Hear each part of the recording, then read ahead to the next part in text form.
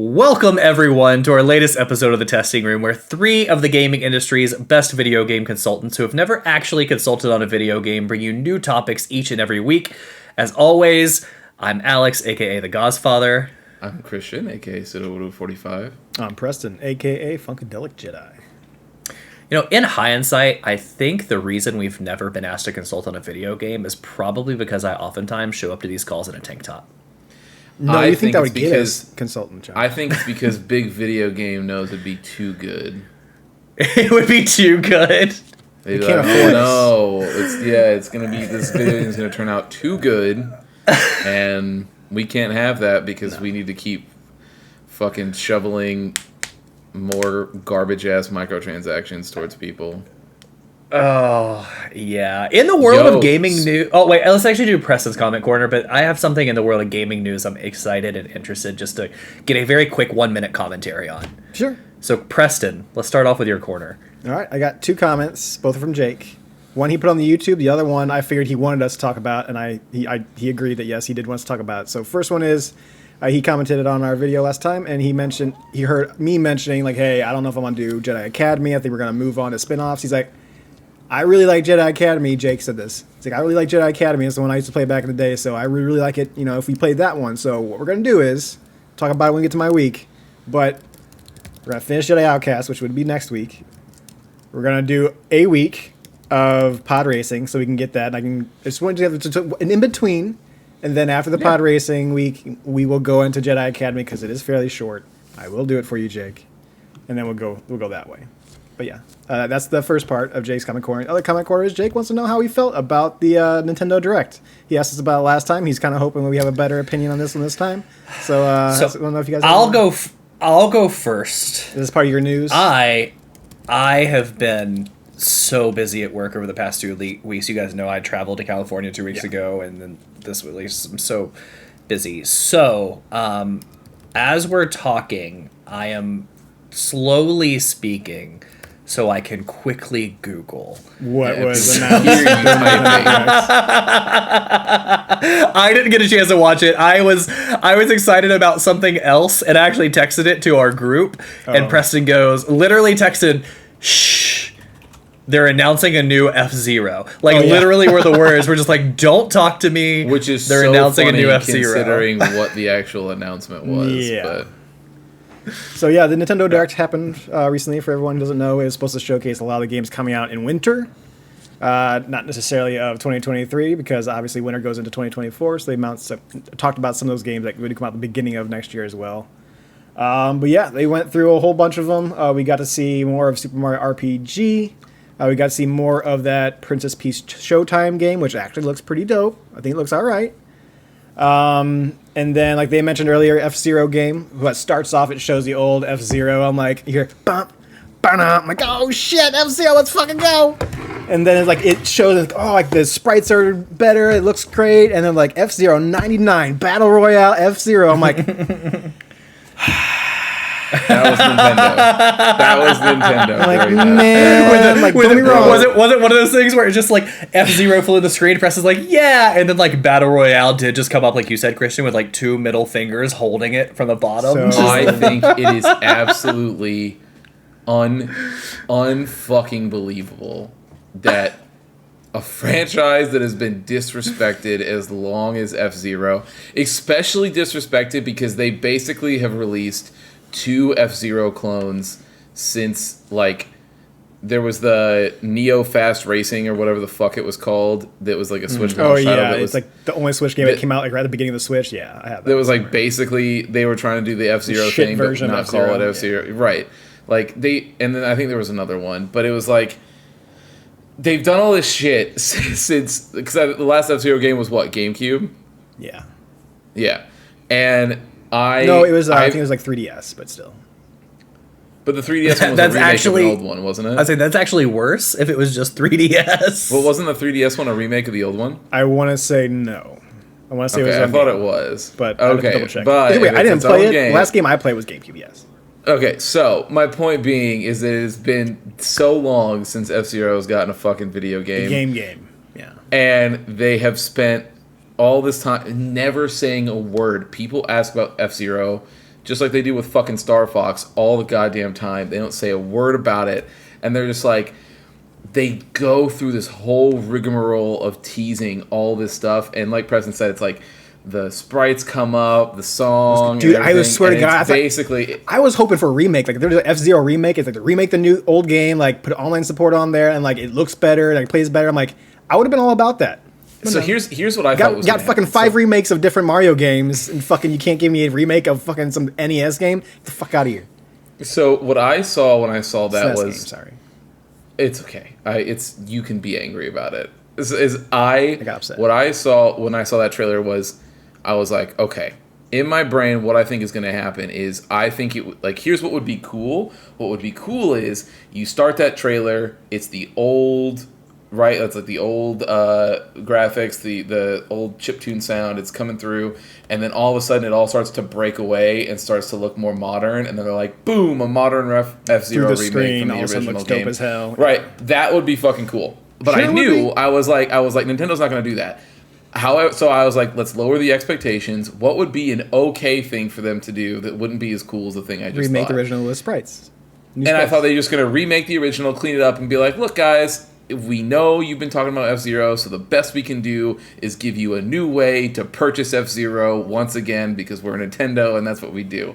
And I was like, that's way more realistic. That's probably what this is going to be.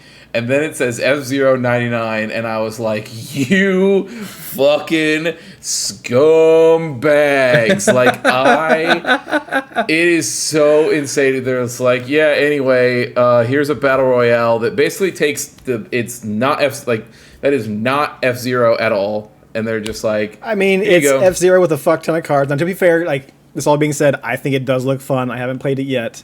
But they toss you in a fucking game with 99 people / probably bots. Because who's playing this game? Because you have to have a Nintendo subscription to be able to play it. And also, like... So if people, and, not- and not if you many want to people play like with us, F-Zero. and if you want to play with us, you know how easy it's going to be to hop in a party and then like chat together because like that's super fun. So, really quick, this is the last thing I want to say on that game is that right there, Preston's answer right there Copium, man. It still looks fun. is exactly Does it, though? why It you does. deserve this game. That is why. I think You're like, it's- "Come You on, have no man." standards. You don't expect I think anything it's an good. You're interesting just like, this is idea. You fine. put 99 It's people on there. fine. It's not who wins it's not like who gets like third place out of 5 laps. It's you have like your health like you do in F-Zero, and it's as you people die off, like that's how like you get your ranking is like sooner or later you'll lose all your shields and stuff. And then you also have the fact that like there's cool abilities to where you get all these little orbs because you got a super meter in it, and then after your super meter fills up, it puts you in this like above tier like level as far as like this like section above the race that you can follow through to get like so you can go past everyone without losing health. I'm like it's interesting.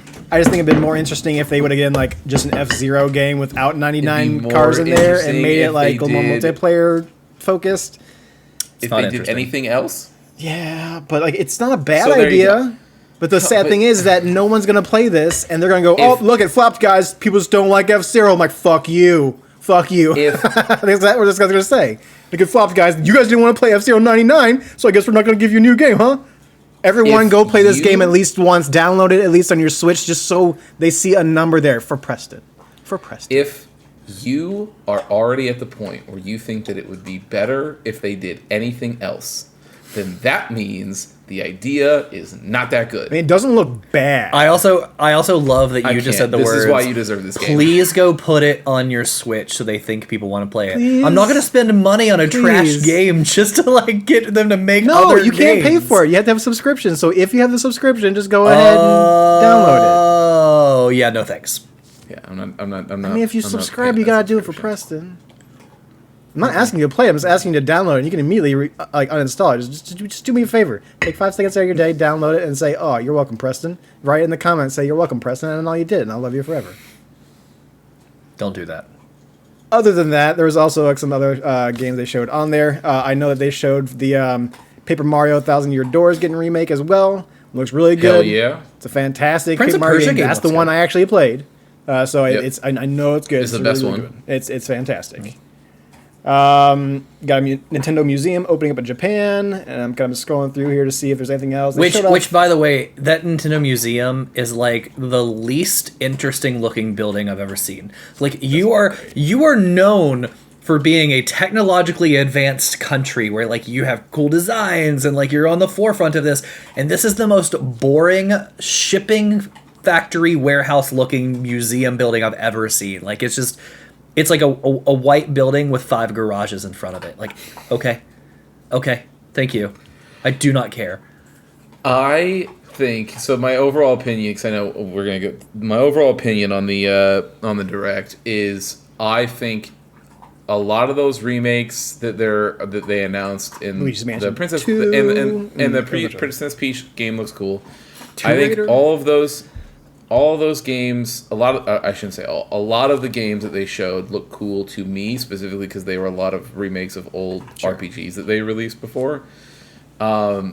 But they did not show any great reasons to pick up a Switch. So can I ask you guys a question then? Yeah, it does. Like Yeah. I think like if you own a Switch, there's a lot of these games that if you've never played them before, like if somebody's looking at me and they've like, I've never played Paper Mario Thousand Year Door, this is the opportunity and you should go do it. Well, I think Same that's why thing they're with- doing it because so many people bought the Switch. Like it's breaking Same thing numbers. with, Like they like- don't really need to push. Like we don't need you to get a. You're gonna buy a Switch anyways because you're gonna want the Mario or you're gonna want the Zelda. Like you're gonna get a Switch if you like video games or if you like Nintendo video games. Put it that way. But there's new people that are coming into the age of buying video games. Like they're always going to want to sell. Yeah, there's more. always Like, a new generation. Yeah. Like they're never going to be like, we've sold enough Switches. Like they want. They would love to. Yeah, sure. They'll sell Switches till the day the Switch 2 comes out. So After even. probably, but so that's my point. Is I think the games looked like there was a good amount of games on there that looked cool to me. Sure. But no great reasons that somebody should be like thinking this holiday season, especially because they're showing these are our holiday lineup, right? Winter, there's so no- it's not all holiday. Yeah, because like that Princess Peach game is like March or something. It's not even this year. Yeah, and Contra's next year. Luigi's Mansion 2 is Yeah. next year. And even Luigi's Mansion 2 is even summer of next year. Sure. Well, Yeah. well, then I don't know why they put that on there. The way but they either put way. winter. It's the winter update Yeah. Oh, the winter update. because winter goes into the Okay. beginning of next year. Yeah. Yeah, but if it's in summer of next year, then that has Well, nothing yeah, to do Luigi's with- Mansion is the one thing that's kind of like an outlier. But yes, everything They're- else they're- comes they're out going- within winter of. They're going by the Farmer's Almanac, I believe, which just means winter's over in Marchish. It's what it Fuck, seems whatever. like. Either way. Either way, yeah. My point was there's no reason for somebody to rush out and go into Nintendo Switch for anything they showed. That was So my can point. I ask you guys a question then? As Yeah. I'm looking through this, other than like the Mario and Donkey Kong Face Off and Dave the Diver coming in October and the F-Zero, a lot of the stuff was announced at the summer direct. Yeah, this so is just like mostly an update on the games that we mostly know. Paper Mario is Here's like the the only thing. like Paper Mario and Luigi's Mansion 2 are the ones that were like, here's the surprise we have for you, kind of. but also like Christian, to your point, I'm not crapping on this at all because like I'm actually excited to play Luigi Mansion 2 HD. I'm excited to try out Mario RPG. I'm excited to try the Peach game and stuff too. And even the Prince of Persia looks really good to me. So like this isn't a bad thing. But is it just me? It just a lot of these are like remakes or games that many people have played. Like there's to your point, Christian, there's not only is there very little to get me to buy a Switch, there's just very little compelling announcement to it. So I think the problem with that, I agree, but the reason I say that is because I think Nintendo has sort of put themselves in this, like they do, it's like 4 or 5 directs a year, I think, and they've always kept that cadence now. And there's some years where they do have enough to show or talk about each time that it like seems like there's always something new showing up. But there's sometimes, like this year, where they just don't, and Well, their big games were at the beginning of the But- year. They had Zelda and Kirby Yeah. at the beginning of the year, and now you Right. got Mario RPG at the end of the year, and that's all they feel like they need to do. so I think there's going to be some years where they just, because they always want to keep this cadence, like they don't want to not have a direct in this slot because they like the fact that their consumers are used to showing up for one. They'd rather release something that's like sort of middling, but at least it keeps it, I know around this time this year is when we get a Nintendo Direct, so maybe this is when we'll finally hear about Metroid Prime 4, and I'll tune in, and then you don't, and you're like, shocker, I didn't, I'm an idiot, but then you'll still be back next year, right around fucking whenever the next Nintendo Direct comes around. As someone in the tech field, and I say this to other people in the tech field, everybody has too many keynotes. Yeah. Cut it back. Cut it back. It's okay to say no. You gotta take over the mind share, bro. You don't understand. If People we gotta expect be. it. Oh no, I understand. We gotta be in the press cycle. If you're not taking up mind share, we're losing the war. It's a battle out there, brah.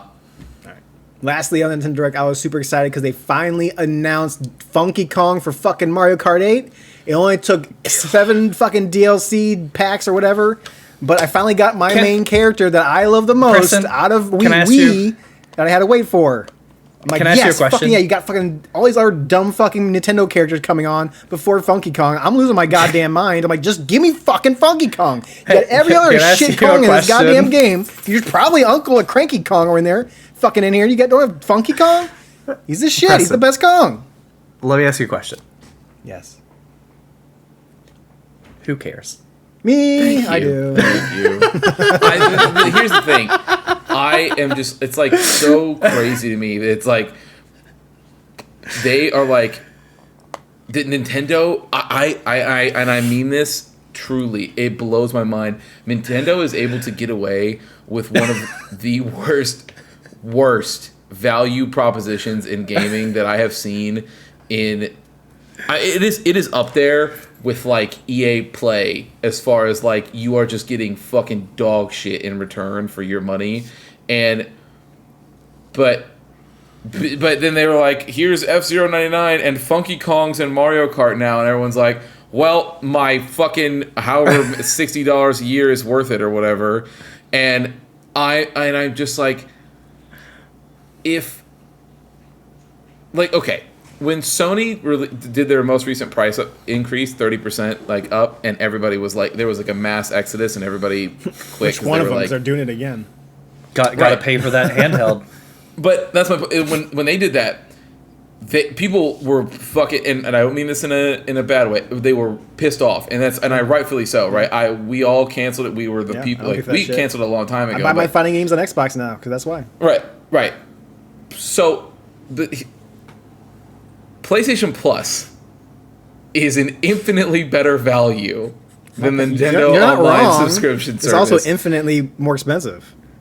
But it's not. Good but old, it's good close. old, good old. It is.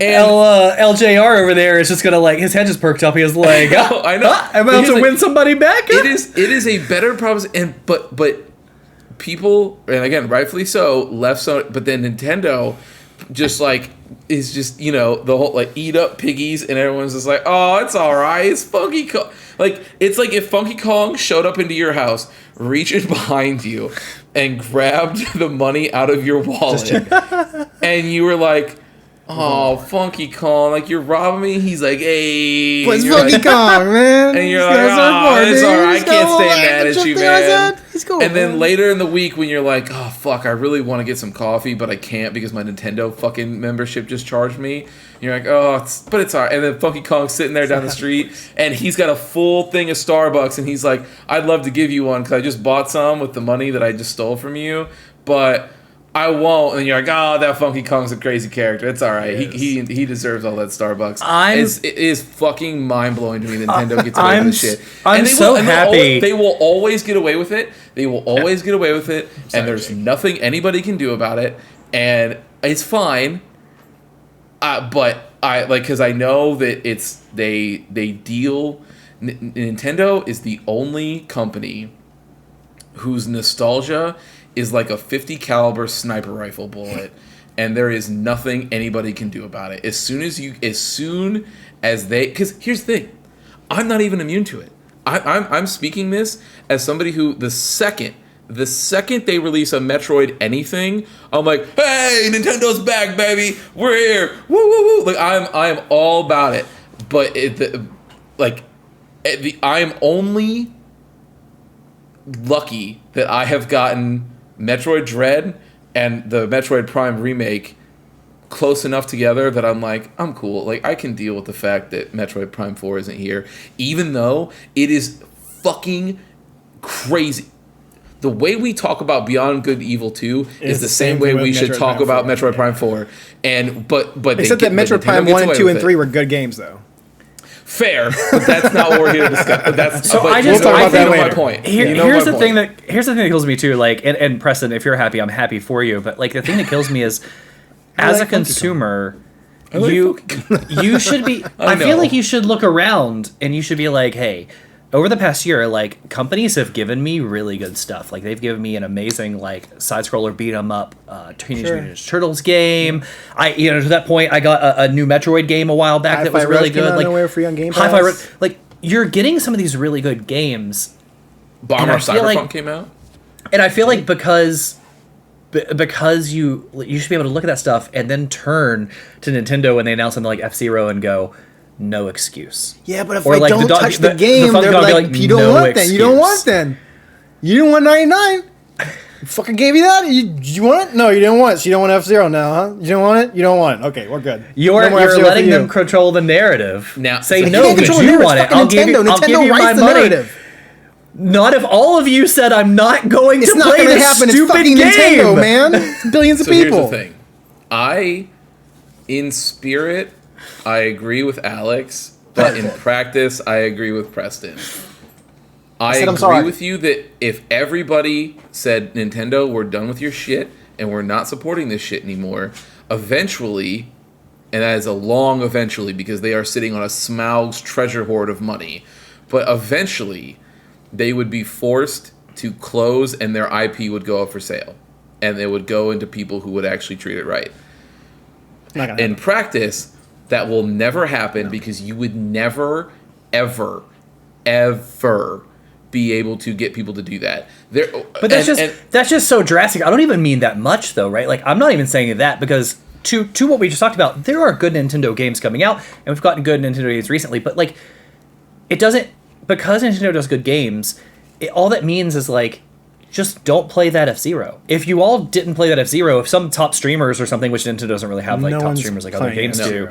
That's what I mean. Like, if people were to say like, we want this IP, but not that one, that would change it. Not like boycotting the whole company. No, but see, now that idea would never work. Because the reason that won't work is if you, exactly what, like, companies do this shit all the time. They do the product test, and Nintendo, you are assuming that the people in the higher up positions even have the ability to understand regular human language and understand what people are saying. If somebody is sitting there going like, F-Zero, I want F-Zero, but I don't want that one, the only thing that person's going to hear is F-Zero is dead and we should not touch it because it's not selling. And someone will go, well, maybe we just had a bad one. Doesn't matter. It didn't sell. I'm not hearing, like, they do that shit all the time. That is exactly why we got Devil May Cry 5 instead of Devil May Cry Crackhead Edition number 2 with fucking DMC2 Meth Head Dante, because when Capcom put those remakes out, they were a test. And if DMC the remake got more than DMC4 Special Edition when that finally came out, or the remake of Special Edition, that's what we would have gotten. Meth Dante. That is exactly what would have happened. And thankfully, God won that day, and we were able to get the better game. But that's it. It would have happened. And the only way F-Zero continues is if F-Zero 99 is an absolute smash hit. That being said, but if it's a smash hit, you're just gonna get more of that, and like you as a community, you don't want that battle royale. The other thing, maybe the other idea would be that I think you'd probably get an F-Zero game that had a bigger multiplayer, like they will do a multiplayer mode in it, like they'll do better stuff in it. But I think you would at least be able to get Nintendo to listen to a pitch. Again, This is not me advocating for this game. No. People who like F-Zero should not play this game. You need That a being said- spiritual successor from an indie company to be successful. Like this Correct. game that's coming out later this year that looks like Star Fox, right, Preston? The one you're really excited yeah, about? Whisker Squadron. Yeah. Yeah. Like, that needs to be super successful so Nintendo can look and go, holy shit, an indie company did something that They we got a lot of have been praise. putting off for People years. want that type And of it- game. You go Yeah, for it. exactly. So this is the That's way what I you think need with this, so this is, F-Zero. this is my mindset. What I said earlier. I know I joked about it, but this is serious. Download the game, and even if you don't want to play it, play once, or if you want to try it out, if you really want to try it out. But they'll say you downloaded it, and then they're going to see that you didn't play it. So they're going to go, okay, people are interested in F-Zero, but they didn't like this one. Because they didn't play it. I They don't didn't put think time that's into what's it gonna because they're like, oh, they didn't like it. Like, who knows? Either way, I don't work at Nintendo. Even the people who work at Nintendo, they're not going to get the right message no matter what message you try to put through anyways. Yeah, because it would be interesting how they view that lens, because it would say, oh, we have people that tried F-Zero, didn't like it. However, we grew our online subscription base by X amount of millions of people, Because so people wanna overall try still it. success. So now it's time for Star Fox 99. You mean that Star Fox F-Zero cross-up, whatever. Either way, that's all my comment corner. I'm going to leave it at that. Don't want to go too far. So Sorry, Jake. before we dive into our weeks, what I texted Preston about was something I actually thought was pretty interesting, and I'm interested to see how this progresses and moves the industry forward.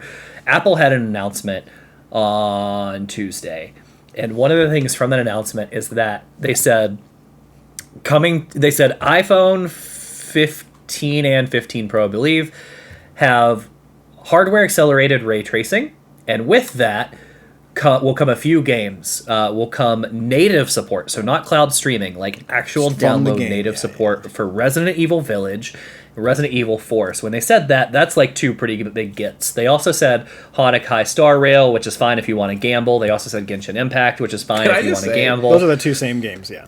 Hawkeye. I said the same. I said the same thing. I was like, "Oh, a gamble game." And they said that, and I was like, "Oh, the same game from the same company. Cool." Can I just say, Honkai Star Rail will forever be known to me as Honkai Honk Honk because Fucking stupidest name. I heard somebody say it once and it Honka was Honk. so fucking funny to me. And so now anytime somebody brings up that game, my brain automatically goes, "Oh, right, that's Honkai Honk Honk." Honkai Hong Kong. So, but there was one other that they said at the end, which is actually really interesting because I don't care about the others. No, those are all big gets. Like, Sure, Yeah. yeah. to run Village and 4 Remake natively, like, okay, that's impressive.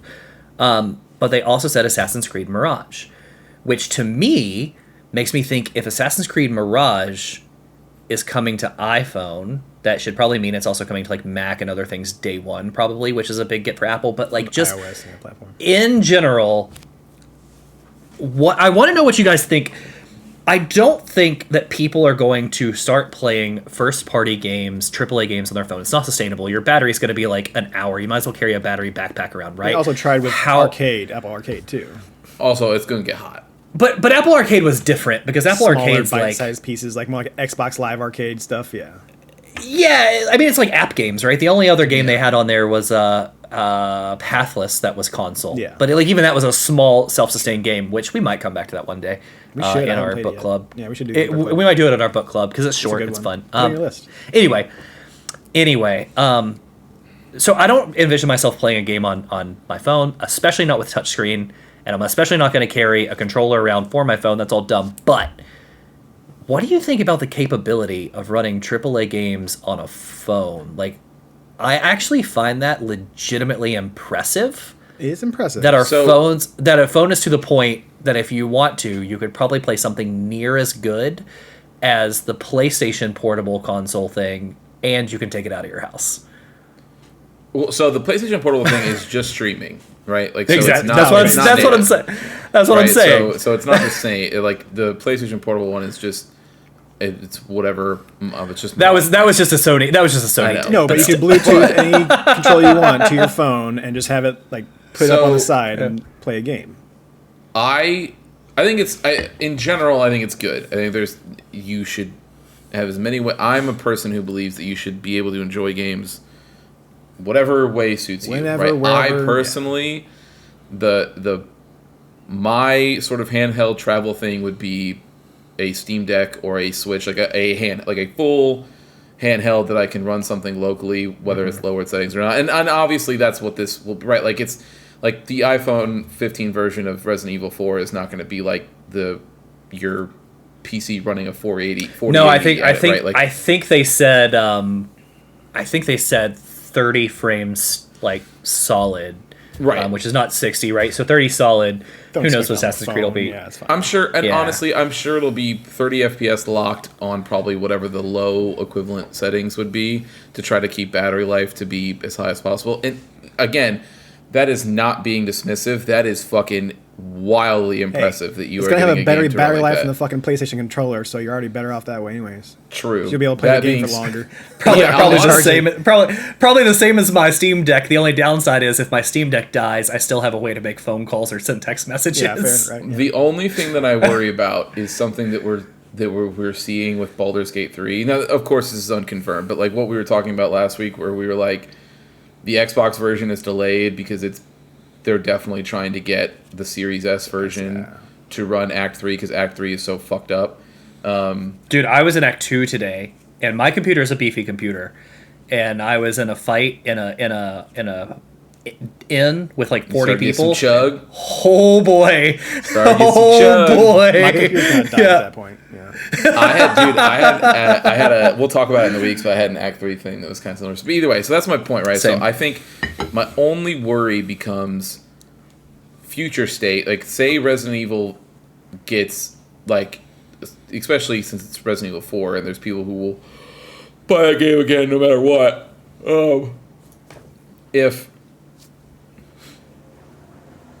If that sells a lot and the other games that are coming out sell a lot, and then you start looking at future titles coming to phones, there are going to be points where people are going to be having to sort of try to figure out, okay, if we know our game it looks like it's about to do really well on phones, we have to make sure that this version is up to snuff. To get this version up to snuff now, are we potentially reducing scope? Are we reducing things to make it get better? And I wouldn't want that to happen, but I know that sometimes is what So- happens to get things across the line. I think that's funny you say that, because my initial thought was I never thought we'd be a point to see games like that on something so small. And this can set a new standard, and it could be good for the industry. Like, you might be hiring new teams to work Yep. solely on that mobile platform. With that being said, Christian and Preston, we've talked about this. To make money, you will always accommodate the lowest common denominator. Yes. And what does that mean for overall Now- performance and quality? I am also of the opinion that I think we have I think games. I would rather games come out and look like original Sonic the Hedgehog, but have an amazing story and gameplay that is like super, enticing and great and everything like that, than have the graphics of Final Fantasy 16, but have shitty everything else. So I personally do not mind if somebody was like, I'm going to tone back the graphics to be able to accommodate whatever. Like, that's fine. I just don't want to see... I don't want to see gameplay suffering. Like, I don't want to see, like if somebody is like, oh, we're going to have all this shit going on at once, and then you look at the iPhone 15 version, and it's like, that's going to explode that phone, then it's like, okay, well, I guess we'll tone that back. That's what I don't want to see. But, yeah, I don't know. We'll see. Either way, I think just from a technology perspective, it's fucking wild that they got those games to run, and I'll be very interested to see how it goes going forward. The only thing that I'm wondering also is from a sales perspective is for a game like Assassin's Creed, like, dude, the battery pack that you're gonna have to carry with you to keep your phone charged is gonna have to be. I could be wild wrong. To get I could be wrong, but I feel like you're not actually playing if you're not plugged in, right? right. There's no way. I mean, you have to. Be. I have a guess, and I told you this, Christian. My guess is that the big get is bringing that game to Mac, and because it Yes. can run on iPhone, we all know like that means it will be on iPad. And of course, the iPad and the Mac have like the Apple Silicon desktop quality chips, so they can run it no problem. I have a feeling though they didn't want to wait till the next refresh to announce it because when will they update Macs next year? But like Assassin's Creed comes out this year. Yeah. So I think it got announced on iPhone to say, look what we can do, although everybody knows that's not the optimal experience. Now, I will say that is a interesting get for the Apple like ecosystem. Like, I think it's silly that there's a lot of games that still don't come to Mac. I think it's stupid. Like, I think that it's like, release it. You creating a Mac version, it doesn't, like, just release a Mac version of the game for the people who have a Mac. Like, whatever, right? Like, that's silly. But I think if you were to somehow pivot it into being like, hey, if you have a Mac or an iPad, you know, like, that's going to be, like, the best experience for you when playing this game natively. But if you're wanting to pick up your save, right, like a cross-save situation, or like cross-buy, cross-save, like if you buy it on the App Store, you essentially have it across all your devices, right? So that's what they said. They're working on cross-buy, cross-save on Apple, which is amazing, but it still doesn't help us for those that own console. Apple doesn't make a console. Yeah. Now, but that's my point is if you don't care about Steam, right, and True. other ecosystems, and you just have a bunch of Apple devices, I think that this is a really good opportunity. Now, do I think it'll take off? I have no idea. But it's a really good opportunity for you to be like, oh, I mean, if games are going to come here, then I'll start to build my library here, because if I can play on my Mac and then while I'm on the go, pick up my save on my phone and keep and play, and then as soon as I get back home, I'll be back at my Mac and keep going where I left off. That's pretty good, you know. I think the most interesting thing too is the the potential for the publishers, because we've never really talked about this before, I don't think, at least on the pod. But in 2020, so like around the height of COVID, there were 4.3 billion people in the world. So nearly half of the people that identified themselves as like, I am a gamer, right? But like over 2 billion of those people, what they meant by that was mobile games. So like they had no console. They just like, they played freaking, I don't know, Pac-Man or something on their iPhone, or Solitaire or Wordle or what have you. So I think there's an interesting potential there when you're bringing AAA titles to people that only have experienced gaming on a mobile platform, to say like, hey, like, wouldn't you like to try some of these larger titles? I think there's interesting potential. It's a harder sell, because now you're trying to convince people that buy like cheaper app games to spend $30 or $60 on a new release. It's definitely going to be $60. It's definitely gonna be $60. Yeah, it has to be. It can't be cheaper. Yeah, especially if it's cross save and cross play or cross buy, what have you. So that'll be a harder sell. We'll see. I was pretty blown away by the potential. Yeah, from a tech perspective, it's cool to see it running though. Yeah. I will for sure buy the cheapest game. Whether that's a Resident Evil game or Assassin's Creed, like, I will buy the cheapest game just so I can, around, find out. just so we can try it. Yep, that's a good way to put it. You could do Assassin's Creed, that way it doesn't fuck up your Steam recommendations and give you a bunch of things for Ubisoft jank, but that's just me. Yeah, but you know I already have all of that Ubisoft jank, so it doesn't matter. On your Steam library already? Dude, I have it everywhere. I'll tell you. My Steam library is connected to my Ubisoft account. So Yeah, there's a special Ubisoft account. Unfortunate. Fucking bullshit. All right. I don't know what to tell you, man. Your next tattoo needs to be a Uplay logo. Have all of my Uplay, that's what I'm what was the Helix coins? I have just like a Helix coin logo on it. Stupid. So bad. Anyway, Yeah. anything else before we dive into weeks? No. Okay, I'll go first because my week is the shortest, I promise. Okay. I played one game. Literally, played one game, Baldur's Gate. No, I you haven't even haven't. played it. You're a fucking liar. Well, the game we beat. No. We beat a gate. What else You have I didn't play played? any Starfield? No. Oh, I thought you said you played some Starfield. Oh, did we talk last? I played 10 minutes of Starfield. I did downloaded You last it. played week. it, but you played Yeah. for 10 Yeah. minutes. I figured you played more when you got back. No. Really? No. Okay, I take it back. My Yeah. bad. Also, coming in with the heat right out the gate. Well, I was going to say, you're going to skip Starfield. No, I was ready to letting talk to you them- about Starfield. I thought you played like hours of it. Okay, So- never mind. No. So, Might here's what happened. Like I said, work has been really busy. I am locked in front of my computer from like this past Wednesday to like next Friday without moving. Now I have to participate in things on my computer, so I can't turn around to look at the TV. However, I can turn this way to look at Baldur's Gate. So I decided it's no sense in playing 200-hour games at the same time. I'll just focus on one 100-hour game and try and beat it. And I finally made it to Act 2. So I did everything in Act 1. I got to Act 2. I came across a fight in an inn against a really tough enemy. So, Christian, I'll describe it because I want to tell you how I did this, and you'll know exactly where I'm at. So, essentially, I meet up with some people, and they're like, hey, you need to go talk to this woman upstairs. So I go talk to this woman upstairs, and she's being friendly, and all of a sudden, Isabel? out of nowhere, this is... Yes. Yes.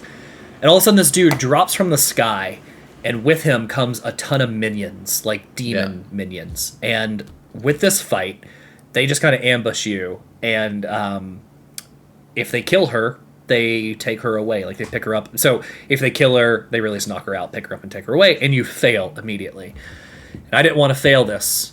So this is the part. There's, like, my 4 people plus her, which makes 5, plus 4 enemies upstairs. But in the end, there's like 35 other people just minding their own business. And when this happens, these enemies drop everywhere, and it's a fight on every room and every floor going on. And that was the moment my computer, which is a good computer, was like, hey man, we should probably slow it down a notch. Like, let's not move too quickly. But I made it even worse because I was so determined to beat this fight. I died 3 times, and I'm like, dude, what the F? Like, this dude hit so hard, I can't figure out what to do. So I started taking my time, and I got this bright idea. I went around the whole inn and collected every barrel I could collect. And I barricaded the 3 entryways. So when he comes flying in through the cutscene, all the other enemies got trapped outside because the doors were barricaded, so they couldn't get in. So I was able to beat it, which was hilarious that the game let me come up with something so ridiculous to beat it. Yep. But even funnier, when I went to leave, the barricades work both ways. So it's not like I could just like walk through the door. I have to move these things. But now there's so many dead bodies and so many barrels in this room. Select it. My game was just like, like it was so Too many choppy. assets on screen. Too much at one time. So it's funny to let me do it, but it almost broke my game. Now, that's where, so Act 3 comes in there, because it's like, it's all of that plus... So this is not, I mean, it's called, the game is called Baldur's Gate. In Act 3, you go to Baldur's Gate. That's, you're at the city.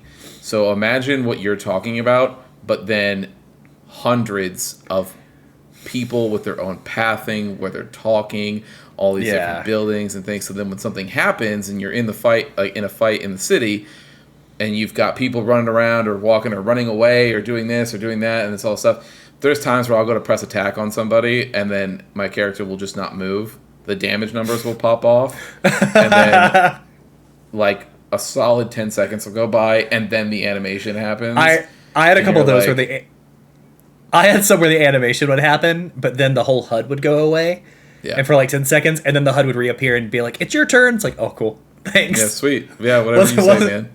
Wasn't sure if I was gonna make it. Yeah. I will say this game is scratching an itch that I haven't had scratched probably since like Elder Scrolls Oblivion, which is like in Act 2. In Act 1, I made it to an area. I don't think this is spoilers because this is just D&D lore in general, but the Underdark. And man, there is just it's so gorgeous. It's so different from the first part. There's so much lore going on that it's one of the best just hot, like fantasy games I've played in a long time. It's like Oblivion, in my opinion. It's incredible. So that's what I'm going to be plugging away at. Honestly, I probably won't have many more updates beyond the book club game for next week too with that, because I am just stuck at my computer. So we'll see how far we make it, but I'm having a lot of fun in Baldur's Gate. Nice. Yeah. That's my week. Literally. You want me to go, Preston, or you want to go? You go. So be careful. Preston might come in hot if you lie. Yeah, so I have also been playing Baldur's Gate. I got to Act 3 I know I talked about that last week, so I've just been playing more of Act 3. I got called a cuck in the most In the recent game? Mm-hmm. Yep. Interesting. That person died, but he did call me a cuck before I killed him. Wow. Huh? I said How wow. or wow? Oh, no, I okay. just said wow. Like I'm surprised that was like in the game. Here's the. I haven't finished it yet, so do not come for me in the comments. Don't. I will give my opinion afterwards. I think this game suffers from the same thing that happened with Witcher 3, which is every side activity, everything that you can do along the side ends up being more interesting than the main campaign. Like, I had a quest today that I was doing that involved pigeons that I could talk to because I have animal speaking, and they were like British military officers. And it was one of the funniest things I've done. It was a very short quest. It's not like too in-depth or anything, but it was really fucking funny. And as I was doing this, and there's a bunch of other ones, there's like stuff in the Underdark in Act 1 that I have like a really cool thing. With the 3 spiders or the 4 spiders arguing and bickering with each other? I don't know if you saw that. The mushroom place is all I'll say. But so like that I found was really cool. Like, so there's tons of stuff, right? But like all the side stuff I find to be like it's super fun and you can get into it. And every single time that the main story sort of goes forward, I'm just like, this is okay. Like, this is fine. Like when I got to this moving into Act 3 is when the big like reveal happens. And I know you can tell that the game really wants you to be like, gasp. And I was like, right on. Like, I have other shit I have to do. So I need you to hurry up your spiel so that I can go and do more things because this is fine, but I don't care. Like, I agree with you. I love the companion quests and shit are some of the best stuff that I've done so far. Yeah, so like that's my point, right? So like Witcher 3 had the same thing. And again, this is not downplaying any, like the stories are good. This is not like these are like it's not like it's bad. It is still good. But like we all know, I mean, you haven't played it yet, Preston, but the best story in Witcher 3 is Heart of Stone. It's undebatable. It is the best story in that fucking game. It is not close. It is number 1 dead. That has nothing to do with the main story whatsoever. Like, and that's coming from somebody who I really like the dynamics between like Geralt and Ciri and that whole thing, right? Like, it's a good story, but it is by far not the best in that game. And the same thing I think happens with Baldur's Gate. And I don't know that there's a way for you to get around it. Like, when you make a game that is supposed to be as open and things like this, I really don't know how you get around it. Because I think if you want to make side content compelling, you have to make it good, right? But then some of those writing ideas that are really good that could have been used in the main story are getting used in the side content to make the side content compelling, and therefore they can't be in the main story. So then you would have to make a game that has no side content, but in a game like this, you want to have side content to go to explore and give a reason, right? So it's a rock and a hard place scenario, but that's just kind of where I'm at with Baldur's Gate right now. I could totally change my opinion by the time I get around to the end, but that's just where I'm at, like, right now. Can I say, the one thing I appreciate about that game, too, is that there's no such thing as, like, a perfect run. Like, there's so much, and what I mean by that is there's so much stuff in this game, like, maybe it's an item you want to get. I've lost out on 2 items that I looked up, because I needed one for a forge. I'm like, I don't know how to get that to make this thing. And, like, you had to know, like, you can't kill this person or damage him. You have to, like, negotiate with him to get it, but if you would have done that, it would have hampered something else. Like, there's so many either or choices that there's no such thing as, like, I'm going to perfect this, which I really appreciate. They definitely want you to go through and play different classes to be able to see different things, right? Like, there's a lot of lock picking and stuff that I miss out on because I'm not a thief, but I also don't want Astarion in my party because I like the party members that I have too much. And so, like, Same. It's like, I'll try it, and if I don't get it, then I missed out on it, and that sucks, and whatever, right? But, yeah. So I found a way around that, by the way. I don't know if you want to try it yourself, but if there's a chest I can't lockpick, I just put it in my inventory and send it to camp. Yeah, you can do that, and that's it's just that a lot of time. Yes, that is totally viable. A lot of times, I just, especially right now in Act 3 with how long some of the loading times are, Yeah. I ain't got no time for that anymore. I'm like, this is me loading into camp, getting that out, dropping it in front of Astarion. Oh, I haven't done it. I'm just saying, like, I've sent like 4. I haven't gone back to pick them, but I've sent like 4 or 5 chests like to camp. Yeah, Just there. yeah. I'm just like, now I will say the nice thing is that there's a lot of quests that can get solved multiple ways. So like, I solved a quest in my time. It's like I solved it almost instantly by using Speak with the Dead. But then, if you don't have Speak with the Dead, there's other ways that the game will let you. It just takes a little bit longer, but you'll get there, right? So they put ways around that kind of stuff sometimes.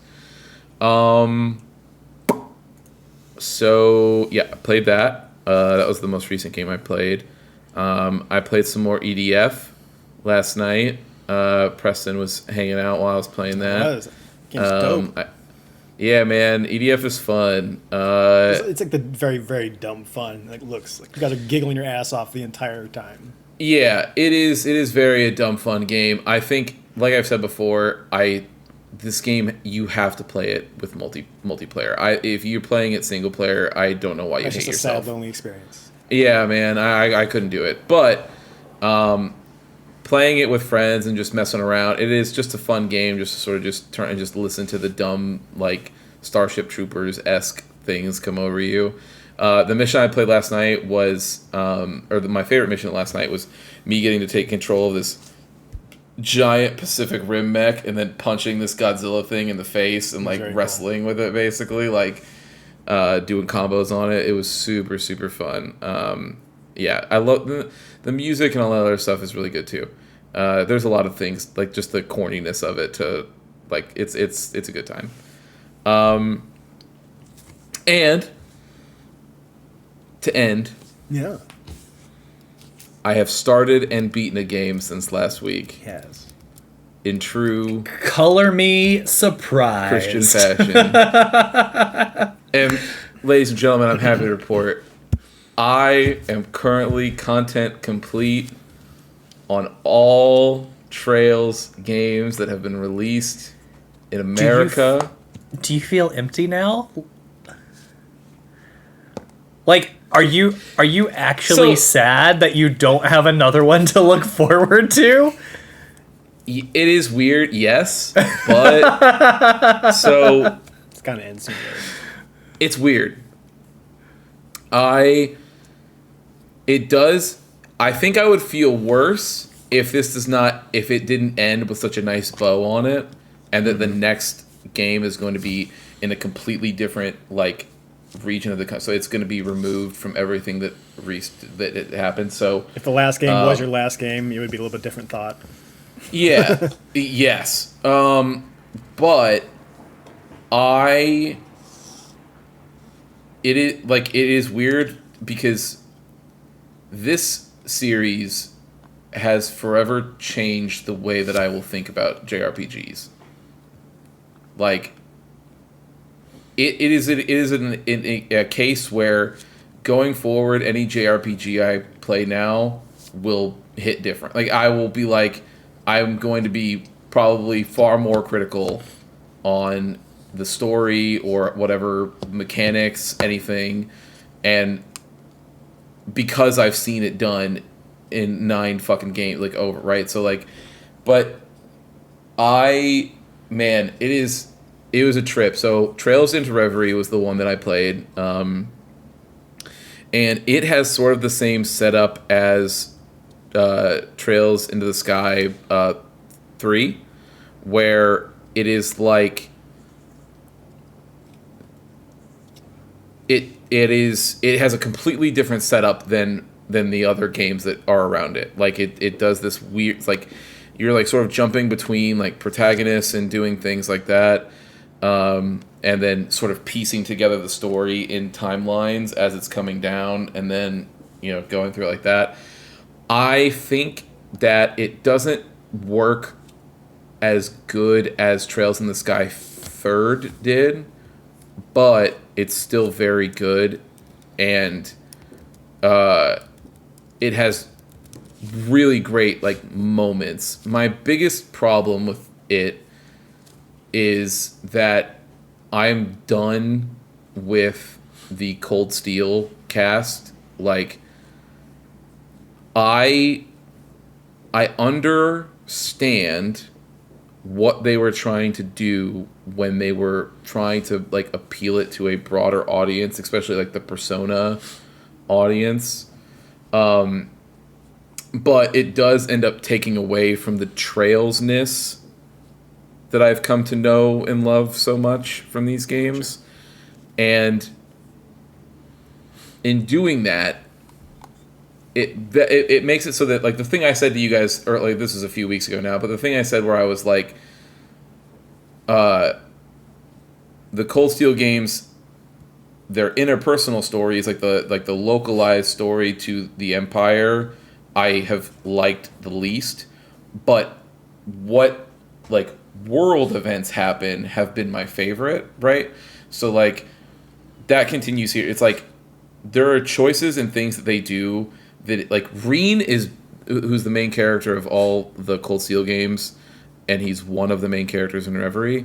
He is without a doubt one of the most infuriating protagonists in any. He is like, it's like Sora, like in Kingdom Hearts, where just like somebody can cut the head off of some like it like commit an unspeakable crime, and they're like, he's like, but I gotta believe deep down he can be saved. And you're like, no, kill that motherfucker. What are we doing? Like, this is a waste of time. Like so one of my favorite things in Zero and Azure, which Azure, now that I finished all these, Azure is de facto my favorite. I think like it's number one. One of my favorite things is that since you're playing as detectives in that game, like your whole point is to put people in jail, whether that's for life or for whatever. Like when you catch somebody and they're committing like this crazy ass crime, like the main character Lloyd in that game is like, you're done. Like you're getting a life sentence, my friend. Like that is it. And I do not care what sort of pleading you might give me. Like we are shutting the door and tossing the key in the ocean. I don't give a fuck. Like you can sit here forever and it doesn't bother me, because that's where you deserve. And that's like, but it makes sense for that character, right? Where I was like, there's sometimes like people need to go away, whatever that looks like. But sometimes people have to be held accountable for their fucking actions. And I can't say anything with what I'm talking about because it would be spoilers for 600 hours worth of fucking games. So, and I know it one day, I believe in my heart that Alex will play them, but I can't spoil it. But it is fucking infuriating to watch somebody commit an act of like that would break the Geneva Convention, and then these fucking idiots are like, oh, it's okay, we'll just love him anyway, and blah blah blah, and you're like, no. Like, it got to the point where, so when I was playing through Reverie, I would play Reen's act as fast as I could. Like, I was like, if I can select his, I'm doing it first and playing it all the way until it tells me you have to progress the other two protagonists to, like, keep the story moving forward. And then I'd be like, great, cool, he's done, I don't have to think about him. And then I would play the other two, and I'd be like, oh, man, I'm happy, this is great, we're all good. Like, there's even moments where some other characters comment on his fucking stupidity, and I'm like, yes, great. And you can tell this. It all started because of Trails Cold Steel 1 and 2, and then they really try hard to correct the ship in 3 and 4, like very, very hard, because they know like there's tons of new people coming into the franchise, right? Like Trails Cold Steel 1 and 2 are the whole, and I will always be thankful for those games because they're the whole reason that we're going to start getting them day and date now here, like, because they were just massively popular. But they heard a lot of the complaints from old time fans being like, it's cool, but this is not what Trails is. Like, you're changing it up a lot, and if I wanted to play Persona, I just go play Persona, is basically what people were getting at. And they were like, you know what, this is fair. We're going to find, like, 3 was like a nice middle ground, and then 4 was even more, and then Reverie is like, it is basically a Trails game, but you just have you just have to play as a Kingdom Hearts protagonist a couple times, and you just get to move on. That being said, everything that happens world-wise is just phenomenal. It does the same thing that Trails always does. There's events that you don't see coming. Mouth just on the floor. It is just unbelievable. And once again, it does the great thing of when you start the game, it looks through all the game data, and it's just like, here's a reward for playing this game. Here's a reward for playing this game. Here's the reward for playing this game. Boom, boom, boom, boom, boom, boom, boom, boom, boom. And you're just going through, and you're just like, man, this is and again, like I said, it just continuously makes me resent Mass Effect even more because of all the problems that I have with it. But it's fantastic. I love it. It's weird that I'm finished with it for right now. Apparently, it seems like the first Calvard game might be coming out beginning of next year, so I won't have to wait too long. I'm pretty excited about that. We'll see. I don't know. So is that so quick only because this one came out so late and now you're a day and date? So 1 and 2 of the new ones are already out in Japan. Okay. So of the new ones, 1 and 2 are already out in Japan. They're halting, to my knowledge, on 3 and getting caught up here. the US releases for 1 and 2 out so that people can get their hands on and do it. And then from that point forward, it will be day and date, and 3 and 4 and all the rest, for however many they go, will be day and date. And all people, fans of the series, everything has been like, this is an immediate return back to old Trails. Like, it is not. There's no ridiculous, the power of friendship writing or whatever the fuck that happens in some of the Cold Steel stuff. So are these on current console too, or are they still PS4 games? I believe they are all PS5 and PC games. Okay, because the one you just played is PS4, yeah? Reverie came out on 4. It has a 4 version and also a 5 version. It came out on both. Oh, and 5 as well. Okay, Yeah. cool. So you're on current console and everything. Cool. Yeah. Oh yeah. I mean, dude, they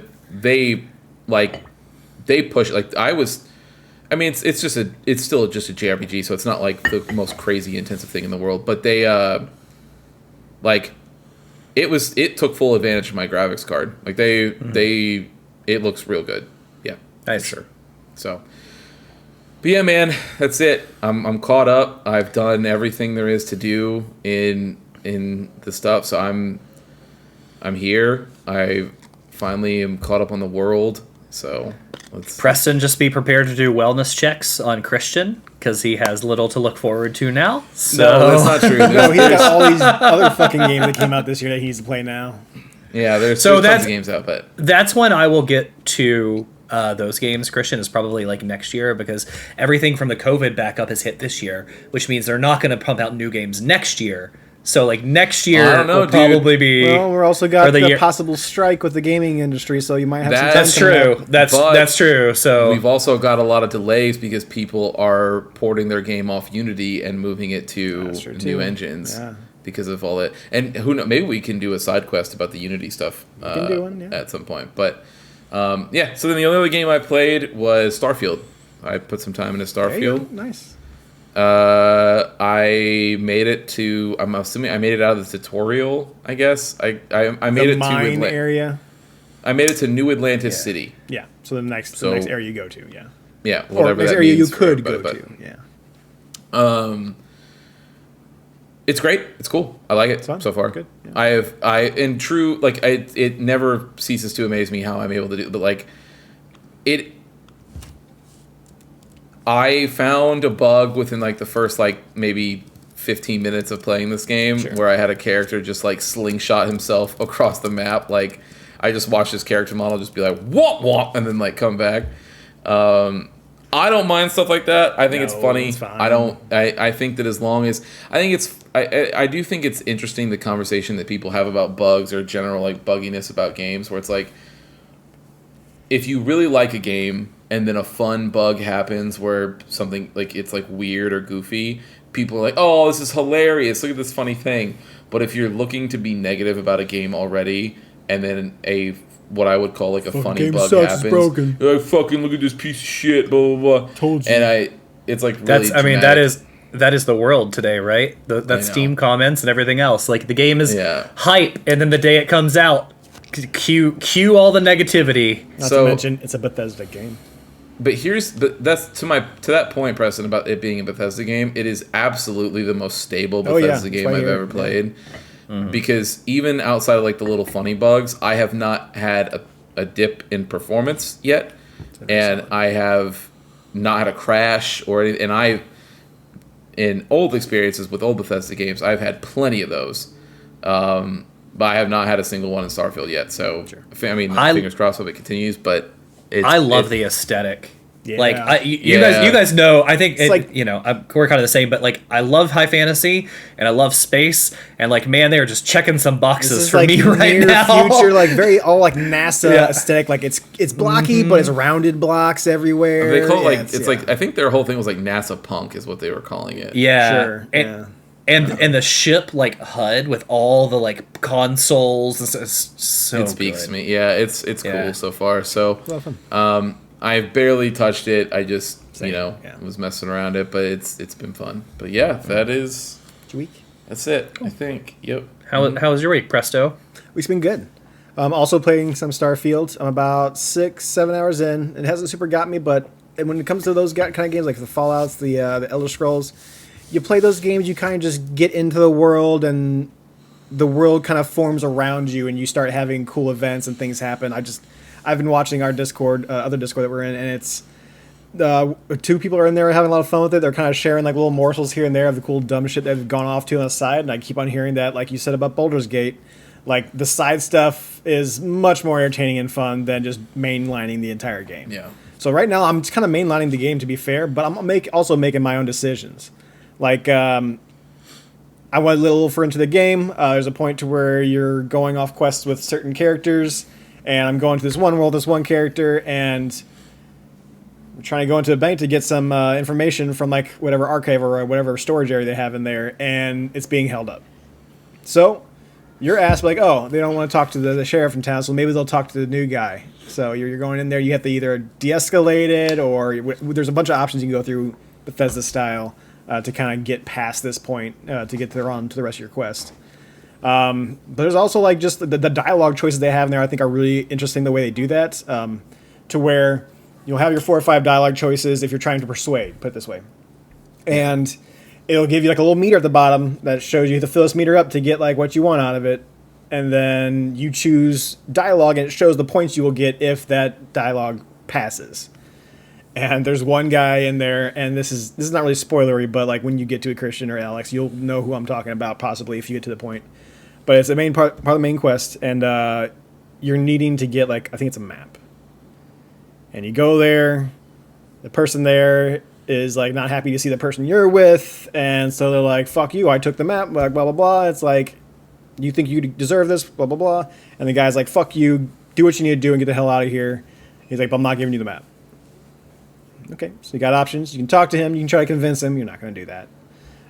You can have it to where you can tell him, hey, my friend still wants to talk to you, and that's supposed to distract him so you can steal it. Or I just decided to choose one of the dialogue options, was like, I get it. You don't like us, you don't want us around. Guess what? If you were to give that to me right now, we'd get right the fuck out of your face and you'd never see us again. He's like, it's a fucking great option. Like one dialogue choice that says, he's like, go in and get it, unlock the door for you. And I'm like, fucking bet. All right, okay, let's go. Because I don't know, like it's you got like 2, 4, 6 as far as like your options of points, and like that was like the one where it's like 6 maximum points. I'm like, there's no way he's just gonna give the fucking thing to me. Like, but if you try, sometimes you just might give it to you.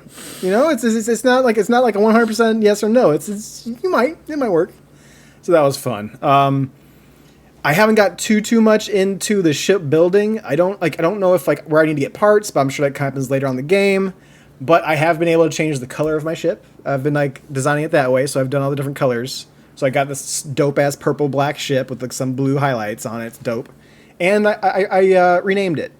Have you guys named your guys' ships yet? There's still I in have the not gotten to Frontier. that point. Okay. When you go to build it, you can actually change your name from there as well. So I got the Monet, named after Janelle Monet. So that's my ship. And then yeah, it's gonna be a fun time. This is gonna be one to where I'll probably dip in here and there in Preston, between games. you have such a type. I have a lot of types, to be fair. I got a lot of them. Yeah, but you have a type. But there's definitely a hierarchy to them. There is. Yeah. Got Natalie Portman at the top. No.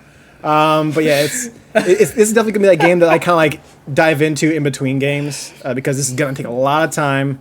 I'm playing multiplayer Baldur's Gate with you guys. I'm not even fucking around with just doing that solo because I'm like, you know what? That'll be with you guys and Jake, which we played, which is a lot of fun. Again, I'll apologize to everybody for my mistake. Oh yeah, dude, you smoked that. So chick. in Baldur's Gate, you see this old witchy hag. There's some kid, and you're trying to save the kid, and then I didn't know that the kid. I didn't know the kid got teleported out of the cage. I just thought it was one of the hags. So I'm half paying attention. I'm like, yep, that's the next person right there. Okay, She's- go ahead and attack that. which, by the way, and they were she's like, very oh much shit, not a Preston. I'm like, kid. what? Oh, she's an adult, whatever. Yeah. But like, it's She has adult. a baby in her She's a young womb. adult. But it's I didn't know that she was teleported out. I thought she was just one of the hags. I was half paying attention when I was going through. I'm like, oh, we're just the only thing in here is enemies. Go attack the nearest one. We'll be fine. I kill her, and I was like, oh, okay, Preston. I'm like, yeah, I did a really great job. I took like no, like you just don't want to fuck around. I'm like, oh no, no take backs, these guys. No take backs. He like Ip Man punched the shit out of her like it was like I fucking wrecked her. Like thousand fist technique. Like you see his character and it's just like, boom, boom, boom, boom, boom, boom, like just like punch right. And I was like, well, all right, dude, and So yeah, smoked her. sorry, Jake. But thank you for not calling me out on your own podcast, and you could have been running me through under the bus real hard on that one if you wanted to, but I appreciate you didn't. You are the better man. Then we even obviously snapping all day. Elias is out. Elias is fucking people up. Elias, he's I'm pretty sure it's level 6 card, but it's normally you would pay him on the 6th or 5th turn. And what happens is whatever card that your enemy plays on the other side will get deleted, period. No ifs, ands, or buts. Even before you flip over the card, Elias will destroy it. So Preston, what does Preston want to do with his Sherry deck? He wants to play Sherry on 4, big card on 5, and then another card somewhere else to copy that big card. And then Preston wins, right? Because he got big monies all around. Elias comes after my shit so hard every fucking time. It's paired up with Galactus, so Galactus is back pissing people off. You drop Galactus, everything on the map is deleted except for that lane. And guess what? You got one turn left. If that person has Elias, you're not putting anything else on that lane. If Galactus deleted those other spots, that means that you was already winning that spot because he can't delete the other spots unless he's winning. Otherwise, he just drops down there. He's like, I got 7 power. But if you're winning that, he'll win, and then you can't do anything next turn, so you will lose that next turn. And there's also a new map that now says that on the 5th, after the 5th turn, you cannot quit the game. So if you get that map, you're stuck into your cubes. if you get that map and they want to snap at you, you have to eat that shit. So it was first like day or two with Eliath was fucking salty. I was getting so pissed because I haven't got a Spotlight Cast to try to get them yet, so I don't have them. And then B, anyone else who got them was fucking just running Galactus or running other decks, and just I have one of the more popular decks because doing fucking work, and they just know what I'm gonna do next. It's not the most complex deck in the world. You only got 3 lanes to play shit on, so I've not been doing the greatest. And Preston's not a great gambler. I have never gone to a casino in my life, which is obviously for good reason, because I'm a horrible fucking gambler. I don't know how to bet properly. I lose way too many AQs, but to be fair with my deck, I get a lot of AQs. To be fair, casinos also have other things that don't require you to be good, like slot machines. No, yeah, it's just luck, but yeah, when it comes to betting, I am not I don't know when to quit. I don't know how to do it. I don't know how to do it. I don't know how these things work. Other than that, I am now Series 3 complete. I have all Series 1, 2, and 3 cards, which means that all the rest are going to be 4 and 5 series, which are going to be new cards for the most part. So it's nice. But now I don't get that one free card every month because there's no Series 3 card for me to get anymore. So unless they bring Series 4 cards down to Series 3, which on a rare occasion does happen, they do demote them from their series sometimes to kind of get them out there. But something like Thanos is never going to leave Series 5. Thanos, Galactus, those big bads they call them, they always will stay in 6. But I did get Jeff. I got Jeff the friendly land shark, and I wanted him. You want him. Because Jeff friendly land shark. He costs 2. He gives you 3 power. I'm gonna look him up. So he's a recently new thing for Marvel, to where he like looks like a Saturday morning cartoon kind of thing, but he's like this little baby land shark, super fucking cute. I've never read anything with him in it, but he disobeys all rules of the game. If the map says you can't play here, or if somebody has like Professor X, which means that you can't add anything to that lane, Jeff goes, "No, I can go there." Oh, everyone else has to play 1 card? No, I'm Jeff. If you got power, you can play me. Like, Jeff just, like, deletes rules outside the fact that you need 2 power to play him. Or 2 energy. Oh, he is just very much a baby Yoda of sharks. Oh, yeah. He's definitely the Grogu of sharks, for sure. Yeah. Yeah. But yeah, I got him. So I was really hoping to get him because I did 2 spotlight caches last week because I'm like, I really want Jeff. He's like in so many of the good decks because he's that one spot to where if somebody puts Professor X down there and you're like, man, well, I lost that lane. You can go, no, I'm still going to put Jeff in there. It's like, you better hope I don't have fucking Jeff. Which I do have Jeff. I put Jeff in my deck. He's very good. Do you think that Marvel came up with this baby shark character and named him Jeff just because they thought it'd be funny to hear people walk around talking about Jeff all the time? Maybe, but everyone who talks about him calls him Jeff the baby land shark. Jeff you got to give like the shark, moniker with him. Yeah, exactly. Ridiculous. Yeah, aside from that, so that's Starfield, Snap. We've been doing some more Jedi Outcasts. I was contemplating quitting after last week. But I'm like, you know what? Let's see what we got next. I'm like, we don't have that many levels left. I'm like, okay, we can go through these. I'm like, you know what? How do these speedrunners do it? Like, I'm just curious. Because there's some spots where, like, maybe I just don't have to play the game. Maybe playing the game is just going forward. And guess what? I appreciate you going, there's a game I don't really want to play, so let's inject some fun into it. I'm just so close and to see the if end. we can speedrun it. I appreciate that. I think that's kind of fun. I want to beat it. Beating is beating it. And, like, so there's a level now to where I'm at towards like Yavin. You're going back down to Yavin. Like you're in like the canyons and the swamp area of Yavin. So there's those motherfuckers that we have. The last episode that I put on there, that's like 17 and 18. Level 17, you have those 2 I think they call them shadow troopers, but they have like fucking badass stormtrooper black armor and they have lightsabers and force powers, and they were pushing my shit in. 2 of them were pushing my shit in for like 15-20 minutes 2 playthroughs ago. And I was getting mad and like, you know what? Like these are new enemies. They're going to happen more often in this game. I'm like, I'm going to fucking hate this game if these guys keep popping up. There's a couple of them in Yavin. Guess how many of those I fought in Yavin? 0. I knew where they were, so I'm like, force speed. And it's like, what?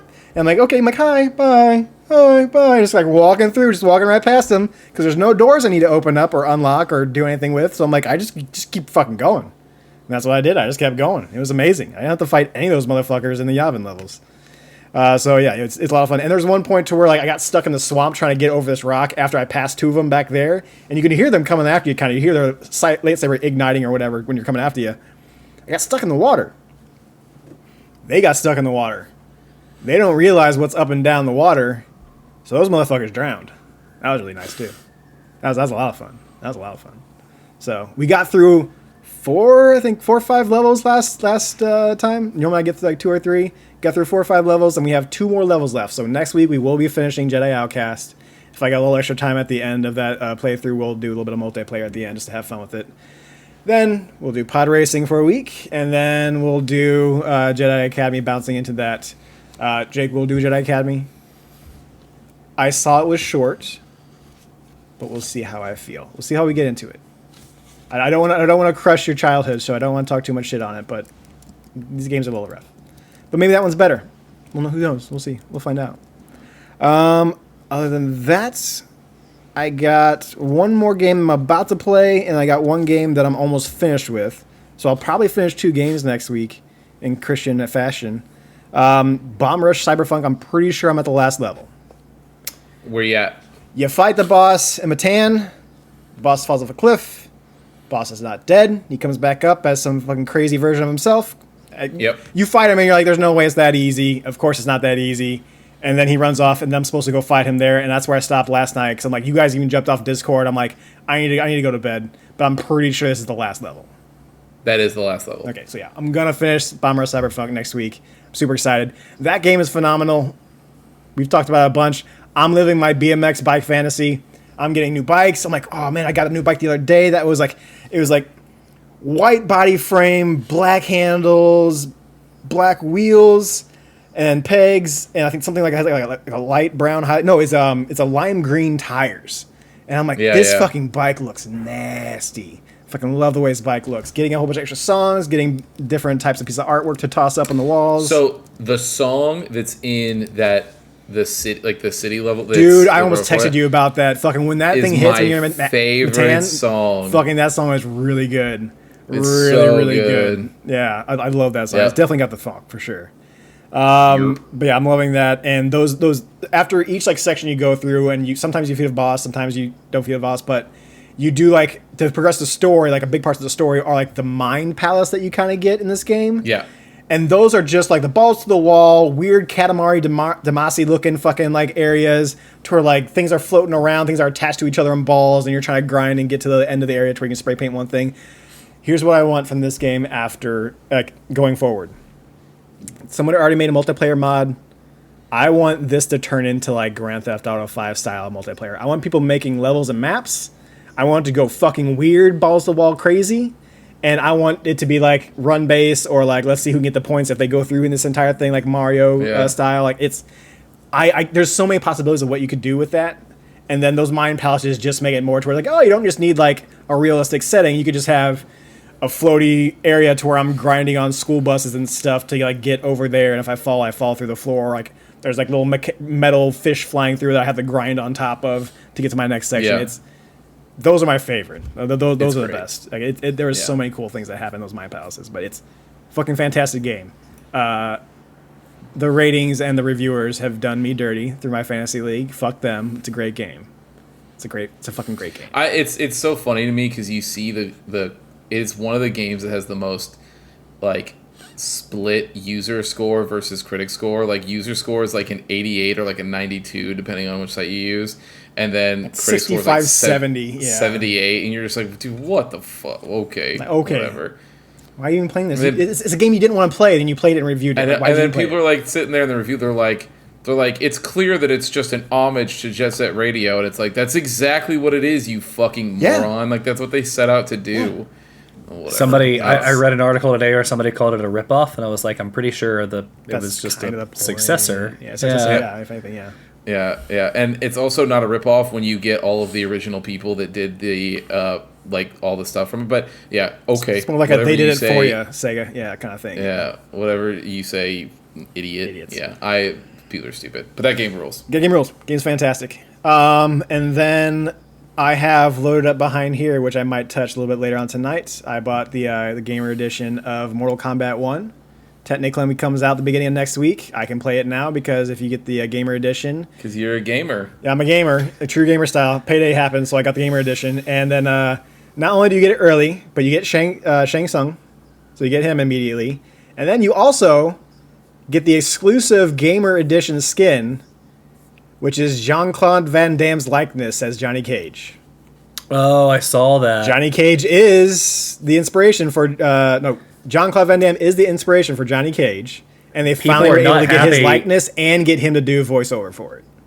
But apparently people were not happy about the character model because it does not look like him at all. It looks a little bit like him, but who fucking cares? They try to put a likeness in. I mean, to be fair, I think their Arnold Schwarzenegger looked better in the last one for his Terminator model, but it looks fine. It looks kind of like him. I didn't expect the world of it. Whatever. It's just a fun little thing. I got the gamer edition because I wanted to play a little bit early, and it's cool to have that, and it gives you whatever fucking combat points or whatever you're supposed to get. Who fucking knows? And it gives you the DLC. The main thing was DLC. If I'm gonna pay $100 for Street Fighter to get the first pack of DLC, I'm gonna play $100 to play Mortal Kombat to get the free pack of DLC because it's gonna be about the same price anyways. I get to play it a little bit earlier, and I'd feel really bad if I paid $100 for Street Fighter and didn't do it for Mortal Kombat because I like Mortal Kombat better. That's just me personally. But You I know, can't wait to play it. you don't have to feel bad. Like, they're just companies. They don't have feelings. like, deep down inside myself, I would know. Okay. It's the whole thing. It's They- the whole thing. They're like they don't know, but like I would know. That's why he has to- They don't that's- care. I just want you to know that No, they. I'm well they aware do not that stop it. fucking Stop. Ed Boon does not care. About Alex, he has to buy F-Zero 99 because Captain Falcon don't will have to buy it. send him a message. It's free with my Send him a subscription. message. Oh, yes, so you're paying for it every month, I already which is paid somehow for it. worse. I pay for it yearly too, but either way. But yeah, I'm excited to play that. Super stoked. But yeah, that's my week. Outside of Ahsoka, but we'll talk about that once it all finishes up. It's doing God's work, and that was the first ever. It's not really spoilers.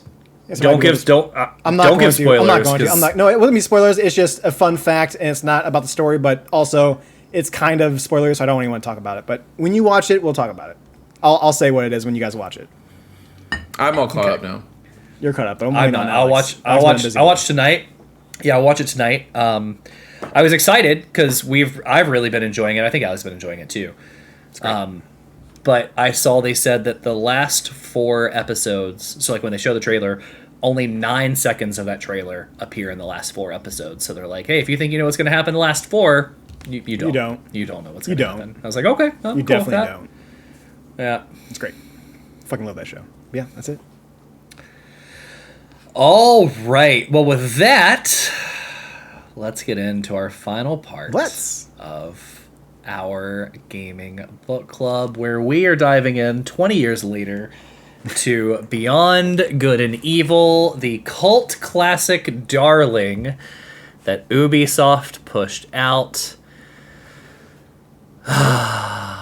What can think I it's- say? I think it's closer to beyond call the it- fact it's done. I think is it's done. closer to call it like the Stockholm Syndrome classic. Because So- after last episode, I looked, I found people being negative about it, and I was like, okay, I feel. I was looking up vindicated. reviews. Like all the reviews I was looking up were, and this is what I found out. We'll talk about the actual game here in a minute, but I'm looking up. So I enjoyed this last little bit. I'm not going to sit here and say it's a phenomenal game after I played this last little bit. It didn't change my mind. I had a lot of fun with this last section. So- and I think the world itself is the main reason why anyone actually has praise for this game. Because every time I'm watching these reviews, it's always like, I was like, there's a retrospective review. I'm like, I want to watch all these reviews. I'm like, someone out there has to hate this. No one's hating it. Everyone's giving it great scores. I'm like, why? I'm like, okay, let's watch these reviews. Because like 5-10 minute reviews, I'll watch them. I want to hear what these people have to say. And it's all like, they're all like, oh, the world building's great. Like the characters are fantastic. And they're always like, the gameplay is not the greatest in the world. Like this and that. And I heard even somebody like, they were doing like a retrospective, like what happened to the game, to where it's like, okay, I forget the gentleman's name, but the main guy, the Rayman dude, who's making it, he had this great idea for this, like, bouncing between planets, doing missions, stuff like that, and then he played Wind Waker, decided that he thought the in-between sections of Wind Waker was boring while he's on his little ship, which I thought were fucking great, amazing times, but he thought it was super boring, so he cut a bunch of shit. And that's why you're only on this planet for a majority of it, and you kind of go to the moon at the end, which is probably So- what it looked like for most of that game. Their idea, their what they wanted to do with the game in the first place. I actually agree with you that this section of the game is the best section of the game. Like, Yeah. I I feel agree it's too, what they but- wanted but- to do in the first place. But before we get to it, did you find it? We'll talk about it in a second. Sure. Were you not frustrated though? Like they introduced puzzles at the end that you don't experience anywhere else. Like you don't even experience No, puzzles yeah, they're really brand new in the puzzles, first yeah. two. Like they actually introduced puzzles into this one, The and light it's somewhat kind of mirrors kind of compelling puzzle deal, yeah. and kind of fun. Yeah. Were you not frustrated when you did it? Going, why is it here? Like why is it No. nowhere else? Why is yeah, it I only was, here? I was frustrated because I was like, if the rest of the game had the amount of stuff going on as the moon base does, I would be like, I would have totally understood where people came from, for sure. But past that, like, I don't know, man. I'm like, when you get to the movie, like, here's the thing: the music is fantastic in this whole section. Oh yeah. And there is more story being dropped in this section than the entire game, in my opinion.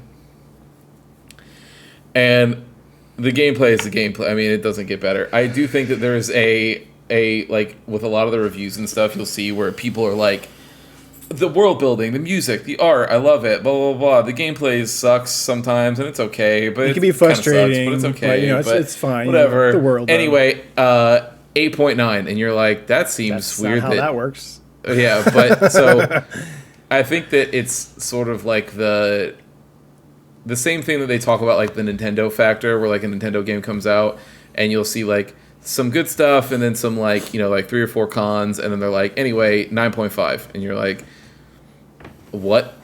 But like that doesn't. So I think that it's a little bit of that going on. That being said, I don't know, man. The ending section did help me come around a little bit on it, but like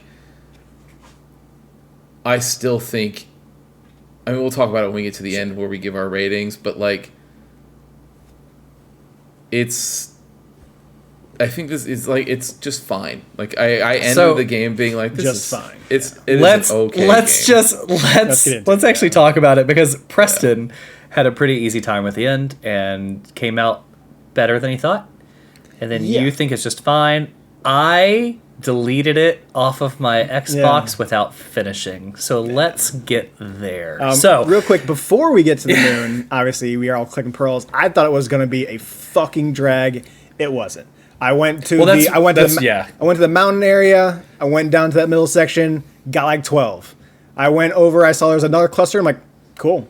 Probably another section. It was the whole like sneaking around against the DOMs, and then you have that whole like on rooftop Matrix slowdown section. So let's talk about both of those, Preston, because that's what I wanted to hit on before we left, because I thought those were ridiculous. So and getting we pick up and we're headed to the moon.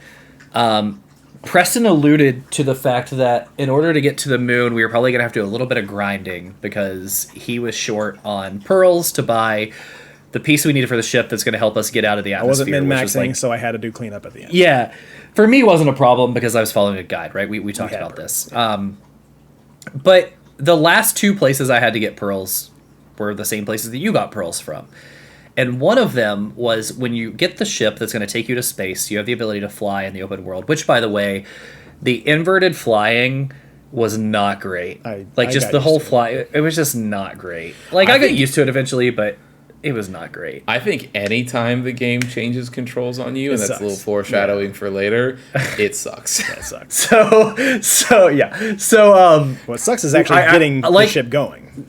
Like you, Preston. So we fly over to the volcano, and you can actually land in the volcano. It's a hidden area of the game. And what is there? There are 4 groups of enemies, and every enemy is holding a pearl. They're all those little like bug 3 enemies. Things. Yeah. The second group is another 3 enemies. The third group is 4 enemies, and the last group is 5 enemies. And they drop 15 pearls. And I think if you want to make a secret area, I'm fine with that. But I have to ask, why am I collecting these pearls? And what does it mean? Like, I'm still confused. In one place, you showed me that these pearls could maybe be sentient and, like, could be imbued with power and turn into a boss. But, like, I don't understand what these... They just have power in them. They just have power, and then those aliens knew how to use that power to create the fucking shitty boss. It's like a battery. They were the epitome of bloat for no reason. And they were so bad because you could tell, right? They started putting pearls in the game. You had 1 here, and you had 1 here. You complete a race, you get 1. And that's no big deal. Like, I don't care to do that shit. Sure. But then all of a sudden you open up, like, you get to, one of the distinct ending sections, and they're like, hey, we opened up the pearl room for you. Go get 8. Or like, hey, 12, go over here and get 12. And I'm just like... What?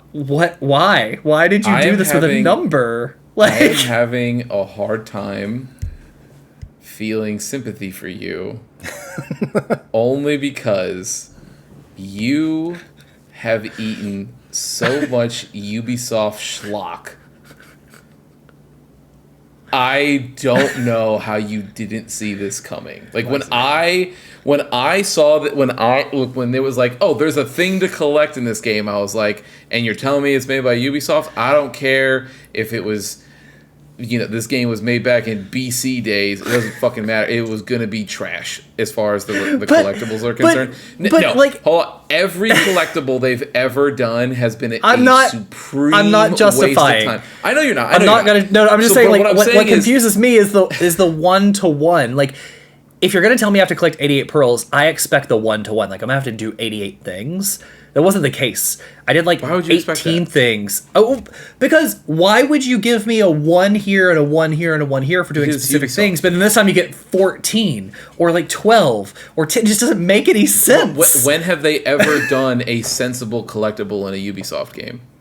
I don't know. I can't think of a great example. I know you can't, and that's my point. Is that I'm just like, of course they did it that way. When you go down to that volcano and you see them all, and they're just like, it's just a massive horde. I even think the one where you complete a mission and then the Iris people are like, open the door and they're like, here's fucking 14. We just the community donated them, and I'm like, word, like, but it's one of those things where I'm like, okay, yeah, checks out, like, because of course it is, because why wouldn't it be dumb? Because it has to be dumb, because Ubisoft made it. But also like the confusing design choices of like, if you're gonna then give me 88 and then you're gonna drop me random ones, why do you number each one of them with like very distinct numbers, right? Like those hidden ones were number like 33 through 47 or something. But like the same reason they numbered the art collectibles. The same reason they numbered the art collectibles in Assassin's Creed. It was so dumb. You collected painting number 48. So we're skipping over one thing that I really feel like it needs to be said out loud. So I did this before we played this section, so I kind of forgot about it when we started talking. Christian, I know that Alex was using a strategy guide, so he knew what to do. Mm-hmm. How long did it take you to figure out the code underneath Paige's boots? Oh, dude, I was probably walking around for I don't know. It was a hot minute. Yeah. I was livid. I was fucking so pissed off. You know what's funny? I looked at I didn't even think of that. I didn't even think of that because I was following a guide. Yeah. So you know what's funny is you're just so arbitrary. I'm like, you never look at you look at the tickets. Sometimes you can turn the tickets around to see it. I'm like, okay, those are tickets. You don't think to look up the fucking clothing you picked up because I didn't even know you had that in your fucking inventory to look at. What's funny is he even comments on the fact of how stupid it was to put the codes there. Later in the game, obviously you see Paige again, and with clothes on, by the way. But he goes, "You saw the codes under the boots? How'd you figure that out?" And you're like, went online. I had that in my notes. Listen here, piglet. I am ready to choke you. I had that in my notes for a completely different reason, right? So again, I was following a guide, so I didn't even think of how difficult that would be to find. But what cracked me up is he's like, oh, how'd you figure it out? And it's like, because when you roll them over, they're written in like Andy Toy Story size font. Like, who wouldn't have seen that? Yeah. You wrote it so big, it takes up both of your shoes. Like, people who took your shoes from you probably noticed before stupid. I did. Also, I know. Can we just say, we'll get there, but eventually when you do find him in the moon base, I know that they wanted you to feel something in those moments. I did not care. But seeing him locked, like frozen in carbonite, where he's like, bah, and mouth open, like staring up to the sky with eyes open, I thought it was so fucking funny. It was hilarious. I was like, it's like that meme of like the Sopranos where they're like, look how they massacred my boy. Like that is exactly. I'm like, dude. So they did you so dirty. Why did you get stuck Let's get there. Let's get there because we're not far from that point. So you got that right. So you got the shoes bad part. You have the part to where you have to. I thought there was just one photo frame to go behind enter code in. So I'm trying to enter the code in twice. To that one spot. There's a second photo frame that's the exact same fucking photo in the lighthouse that you would maybe remember seeing at the very beginning of the game. I organically found both of those in the very beginning. I did not. So I remember there were two. Yeah. I know. And then after that, you gotta get the flight stabilizer after you get 20 pearls. I thought you had to purchase 2 flight stabilizers because you have to put 2 of them in because you put one of them in and it's not good enough. You gotta put both of them in both legs. So I'm sitting here, I'm like, but they don't sell you a second one. Where the fuck is this flight stabilizer? It's sitting on the desk on the table. next to the fucking ship. I'm like, are you out of your fucking mind? I was, dude, just getting to the ship Can I was just fucking say- livid. I love the amount of work that went into putting the ship together for you, because then it probably made the dialogue line sting even more when Paige goes like, "You got the old beluga running," and Jake goes, "No, I barely had to do anything. It was basically done." And then Preston's like, "The fuck it was." Yeah, the fuck it was. But yeah, getting the ship is very frustrating. Christian, did you do the side stuff? Like, did you do the volcano? Did you do the? Yeah, okay, I so- did. Well, I the got. pearls, yeah. I is the second I got the pearl total. I was like, bye. I left. I did. So that. then, Same, the yeah. only other area is, did you do what Preston was talking about, which was the second hidden Alpha Sector headquarters, where you do the? I don't running think across so. them? Okay, No. so That actually, actually haven't. pretty cool. I like that section. It was, but I have an issue with this. So, what happens in that is you sneak in. It's very small, very short. You get a bunch of fucking pearls. But just like, remember how you had the running sequence that was like earlier in the Bandicoot game style. where you're running to the Crash Bandicoot Yeah. style. Similar, except this time you're running from an enemy in a floating chair with wings, who just so happens, though you don't know at the time, is the enemy that shows up on the moon. That's like the big bad of the Alpha Sector when they confirm that Alpha Sector is working with the aliens. We'll talk about that in a moment. Sure. But the weird thing is, they knew that you may or you may not see this guy here. So if they write it in such this weird, vague way, they go, "Oh, sir, she's getting away. What should we do?" And he goes, he doesn't say his name or anything. He's like, "It's fine. She'll lead us to a bigger prize." But the prize is herself. But the prize is her. Yeah. So like you wrote it like the prize would be the Doms, but it's not. It's her. It was so weird. It was so weird. Maybe it was Whatever.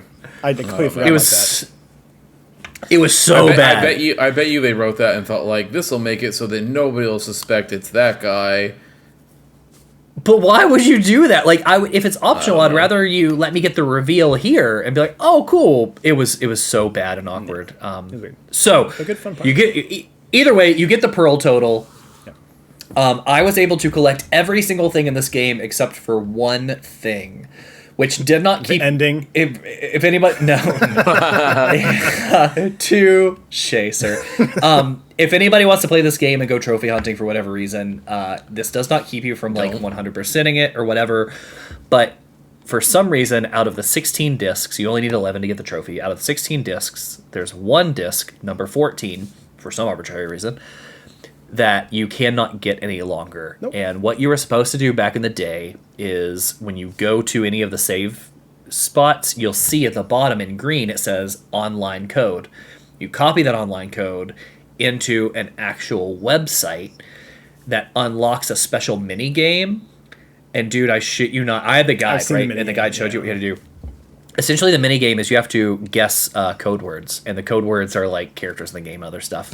But there is a 5-character code word, 2 6-character code words, 3 7-character code words, 4 8-character code words, 5 9-character code words, 0 10 for some reason, 6 11, 7 12, 8 13, and 9 14 code words.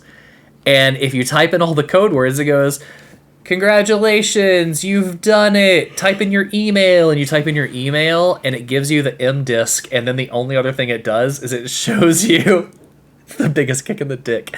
It shows you your game time, your deaths, and your collectible progress. Doesn't it unlock a Mamago mini game? It unlocks a little mini game you can play at Yeah. the save point, but Yeah, that's a it. Mamago mini That's game. it. Yeah. I think back in the day, that would have been very cool. Like if Yep. you Using the community to figure things out. to do things that's very early on. Not a lot of games were doing that back then. I could see somebody going through that experience and being like, "This is I'm having a great time."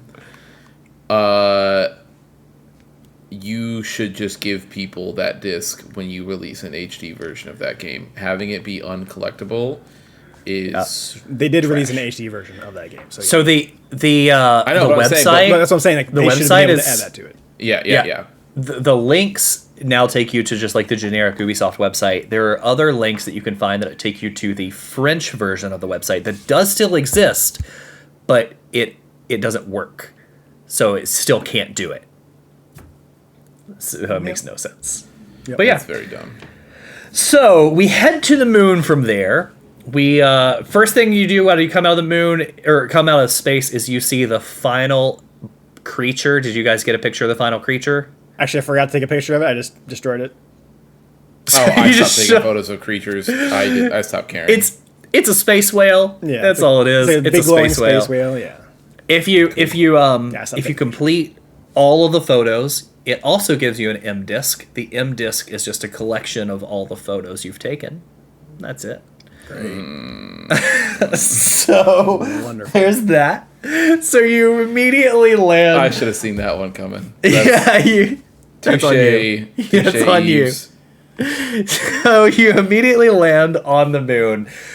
You and Double H have landed the Beluga on the moon, and your goal now is to find Paige and your friends, because the one thing we didn't say is when we made it back to the lighthouse has been destroyed, and the Doms have captured all of the orphans that were there.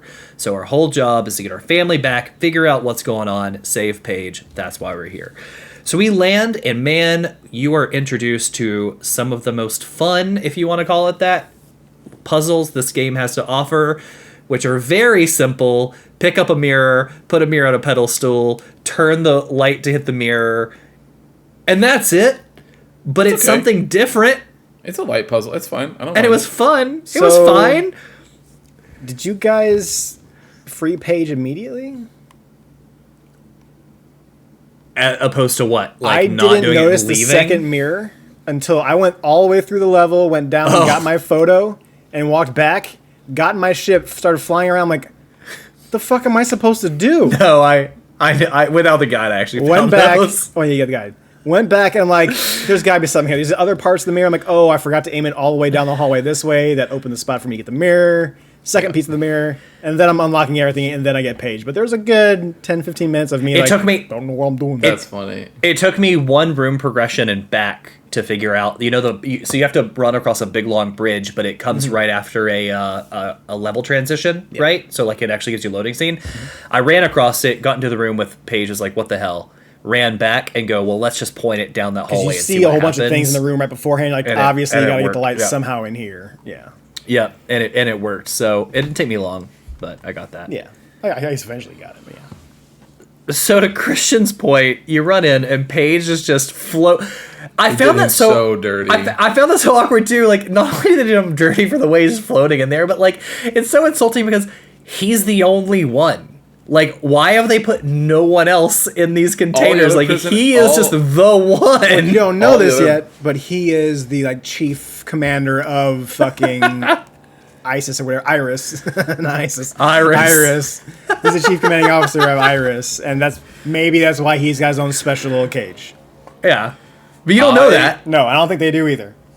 No, well, so because all the other prisoners are just in like generic little cages, and then he's just done up in the worst way possible. They did not need to do him like that. Yeah, but they're all in yeah. Alien Resurrection style, like cocoons. It's I so. thought it was so funny. I actually liked that. So they do the light puzzle in a fun way. It's 3 levels. The first one just you have to get the light quick. around the outside in a circle. So when you rescue him, I just say I think it's so this game, the way they do things, where it's just like, okay, like you just they don't. So when you finally bring down all the little support things around Paige's crystal, and it's just this crystal, you're sitting there and you might be thinking to yourself, how am I supposed to get him out? And you then go like, I guess I need to press the action button since it's lit up. And you press it, and fucking Double H is like, Sounds good, I gotcha. And then just headbutts the fucking crystal. And Dude, the way he He ragdolls hits onto him. the ground. he just and goes like, blop. And then Double H comes over after just smashing his head into it. Comes over, and him and Jade are like trying to figure out to see if he's still alive. And then Double H just goes, shakes his head, and then just walks off. And is like, Dead. It's a bummer, man. it's go. above me. Let's go. Nothing I Yeah. can do. It's above my pay And grade. Jade goes, oh, and like touches his hand and is like, I'm gonna come back for you, Paige.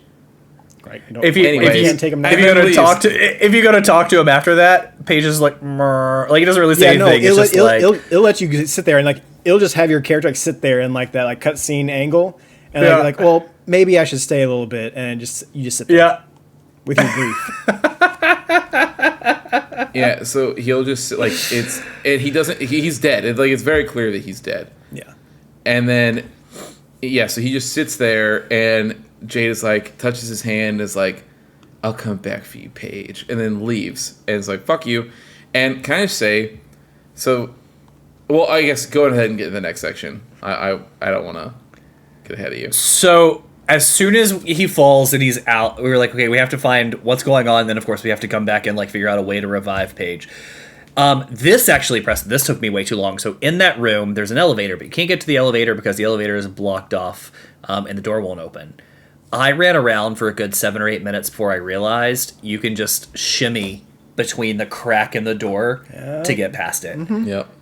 Oh, And yeah. Double I H just was- can't follow you. He's like, That see ya. happened once. I think it's I either the was slaughterhouse furious. or the factory, and that's the only reason why I even thought about that. Is because because that took me a while in the slaughter. I forget which one it was in, but it had that same thing to where it's like the only time we've ever had this little small section in here to where you can squeeze by and get into this little crevasse. And luckily, I remembered it from the last level or two. Yeah. And they did it one time. And I'm like, I see that little spot right there. I bet you I can get in there. So as soon as you do it, I had to laugh at this next part because of Christian and a conversation we had a week prior. So you come down to this little like platform area, you kill a couple of enemies, and there's like this weird looking almost Can I inverted just say, by the pyramid. way, fighting the Alpha Sector people is trash. It sucks. is not fun. Absolutely sucks. It is the worst combat out of all the combat, like of regular enemies, right? Like at least with like the little other ones, you're like not fighting them for long enough that you're just like, okay, I'm just hitting here pressing square. But like all of the like the Alpha Section people to fight are so fucking boring and annoying. It's so to fight. slow because you Yes. dodge to the side, hit, dodge. You know what it Yes. felt like? It actually felt like when the latest Doom 2018 The takes that Marauder, fast-paced action and Yeah. slows it down. It was so Doom bad. Eternal, yeah. Or Doom Eternal, yeah. So you go into this little opening. So you're on this like inverted pyramid, and you're like, oh, I don't know where to go. I see this little hole. I'm gonna go into it. Really weird. And it brings you to, and this is where I laughed. It brings you to this place called the Cloister. And the reason I laughed is because I was telling Christian about 16 how I felt like you were in cloisters, and he made the comment, no, because it's not full of those stupid elevator puzzles. And what is this cloister in this game? Nothing but the most pointless, stupid elevator there's puzzle. no And it reason wasn't to- even a there's no- puzzle. There's no special things hidden off into different sections of it. No, nothing. No. It's just to get you from one place to the other slower. It is, because like you come into point A and it's a dark blue elevator. And you need to get to looks very point B, which is a bright green elevator. And in between, you have all of these other little light colored elevators that go up and down. But if you look, you can clearly see there's one path. There's just one path. Like, it doesn't matter how you get there. You're going to go straight, and one's going to take you up, and then you're going to go over and down and over. Or you're going to go up straight, go down, over, up, and over. And I'm just like, what is this room for? Time What is this killer room for? to look cool. Go fuck yourself. We had these assets for these cool light elevators, so we got to put them somewhere. Yeah. So stupid. For half grain, we'd be so- scrapped. So you get through there, and this, if you did not do what Preston and I did earlier, where you had a chance to meet General Kelch, K-E-H-C-K, however you want to say Doesn't matter. that. Doesn't matter. General, we'll just call him General Cock for Yeah. this purpose. If you didn't get a chance to meet him earlier, this is where you meet him, and essentially you come in a window and you see him in his little chair and his bat wings, floating over and talking to the Doms. To be fair, he's on all the screens in the main section of the game. Like, you do see him, but yeah. You've seen him, Yeah. but like you haven't been introduced to it, No, like, right? sure. Like formally, and this is Maybe supposed once, to like, a be. video, but yeah. This is the guy that's leading the Alpha Sectors that is protecting Hillis. And what you come to see, if you didn't see it earlier, is that he has found his bigger prize, and his bigger prize is somebody he already knew, which is the leader of the Doms, who he's working with to provide people as a source of power. And that's that. Pretty simple. So- pretty simple. This part made me laugh because it's just like it's just another one of these things of this game, which is so you're going to take the photo because he's like, I almost forgot to. I was halfway they're back up the light elevator. Oh, Like, oh, sir. I forgot we do this whole thing where we have to take photos of shit. Like, No. let me go back real quick. Preston, I'll do you one better. I made it back to Paige and couldn't figure out why he wasn't waking up before I remembered that I didn't take the picture and had to go all the way back. I got a voice dialogue thing that was like, take the photo right now, Jade. You got to be able so that we can Oh, publish really? it. And so like I got a little thing for it, but so yeah, so they. Oh, really quick, because I want to say since it popped back into my head, when we're leaving the planet, right? Like when you're going to fly into space, did the assets, like, did everything in the game just start fucking freaking out for you guys? No. No. Dude, for me, No. when I was leaving, it was like everything was like flickering down. It was like black square, white square. Like it was like like it was just going. I was like, yeah. I know, and I was just like, fucking, this game is held together by shoestrings. Anyway, so, but no, so during that part, I think it's so funny because you go to take the photo, and he's talking about, they're like, it's just some random fuck. It's like Shawnee, blah blah blah, Shawnee, blah blah blah, and I think he keeps repeating it over and over again, and I'm like, is this a conversation that I'm watching? Like, what's happening here? Like, Yeah, he just keeps saying that, yeah. like, and no one in the room is like, hey, you're repeating yourself over and over again, the same 3 lines until you don't stop. I get it. I know what you're looking for. Shawnee, blah blah blah, whatever. And there's like, no, I don't, blah blah blah. And you're just like, I don't. Oh my god, like this is infuriating. Like, just have nothing. Like, have him say his lines, and then if you don't get a photo on the time and you just want to sit there and look and see if they keep doing anything, let them not do anything. It's better than having the same line repeat over and over, making no sense. But that's just it's me just being nitpicky. But Yep. yeah, so you take the photo. I took the photo. If I would have forgotten the photo, I probably would have. It would have.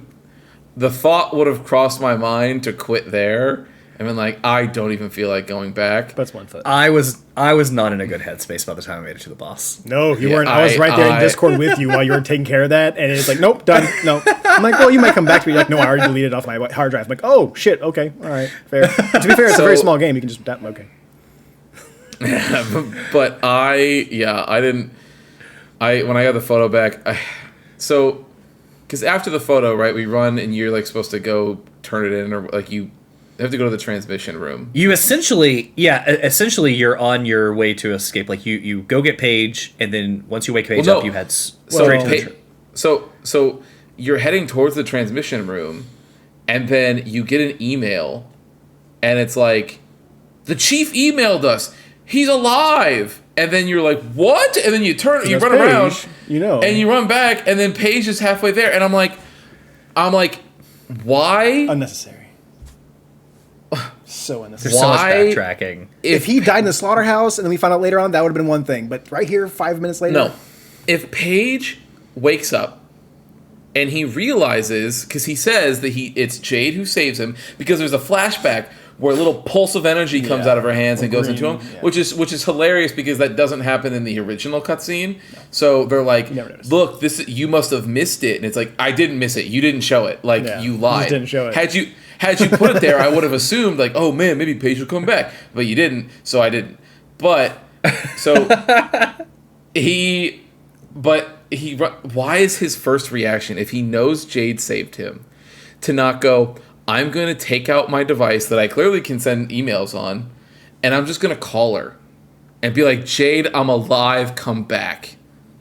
Why is your first instinct to send an email to work, and then go, hey, but BT Dubs. Gotta clock in, baby. Or Let your boss PPS. know. Let the fam know. Please email Jade for me. I'm going to be walking towards her in a moment. Send. And then waits to get a response email that's like, hey, got your email. So happy you're alive. We'll be reaching out to Jade post haste. And then fucking does. It's crazy. I don't even understand what they were thinking when they wrote that little section, because it's just like none of it made any sense. And I think it's hilarious that then Paige goes, after he saved, he looks Jade dead in her face and is like, Jade, you saved me. It's a power that you've had all along. You were the chosen, and so you saved me. Thank you for using your mystical god powers on me, Jade. And Jade, so minus the mystical god powers point, you pretty much said the entire dialogue. That was exactly what it was. She doesn't even blink. She's like, I don't even. She's like, I always knew I had the power in me, but I didn't know what it was. Like, oh, okay. And then it's like, anyway, Paige, I'm so happy you're back. Woo, let's go transmit this stuff.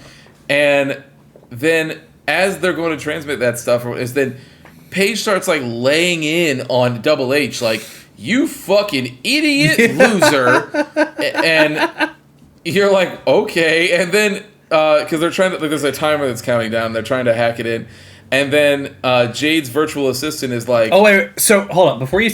This is something I had a huge problem with, because she calls on her virtual assistant, the guy that has like an arguably somewhat racist accent, to in the first place, but like Spanish, yeah. He's like, un momento, Jade. He comes in as a hologram. Jade. And he actively interacts with physical things in the real world. Do you know the implications of this hologram interacting with things in the real world? Why could he not shut up and fight? He could have gotten you out of so many things this entire time. There is talking pigs and sharks. Technology has. There's Rasta rhinos. No, but yes. What I mean is imagine the help he could have been if a hologram could appear anywhere. If he can do all that and just hacking actually interact with things. I think he's still probably tethered like locally to Jade's device, so he has to be around her. I'm assuming that's what the limitation is. Also, this is all happening during the countdown, and I don't know about you guys, but he was definitely still typing while that countdown was at zero. So it hit zero, and then that's so Paige turns from making fun to like roasting the virtual assistant. He's like, you fucking loser! I hate you. You're stupid. You've always been fucking trash. Jade has never liked you. I never liked you. The kids hated you. Like, he goes like hard, and the guy is like, he like snaps his fingers like, hey, Piggy, shut up. I already got it. And they're like, but the countdown zero. Blah, blah, blah, blah, what? And then he's like it's like Looney Tunes shit. And it's like he's like, yeah, but I stopped it. It doesn't matter. I've got it. And then taken care of. He's like snaps his fingers and it works. And everyone's like, you're the best. And Paige is in the background like, he's like so mad. And so the transmission goes out, and they're like, the whole planet's gonna revolt. And they shove the fucking the TV over, and they're like, down with the alpha section.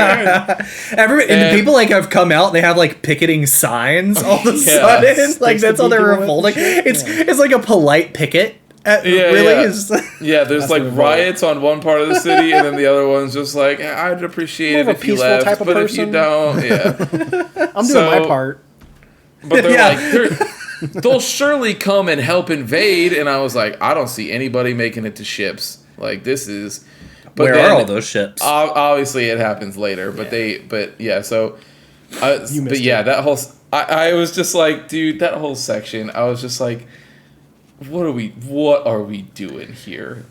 If it wasn't for the backtracking here, this would have been by far the shortest section in the game. But I will say, even with all of the writing like foibles, where I think I was at least, and This is more of a commentary on the rest of the game that comes before it.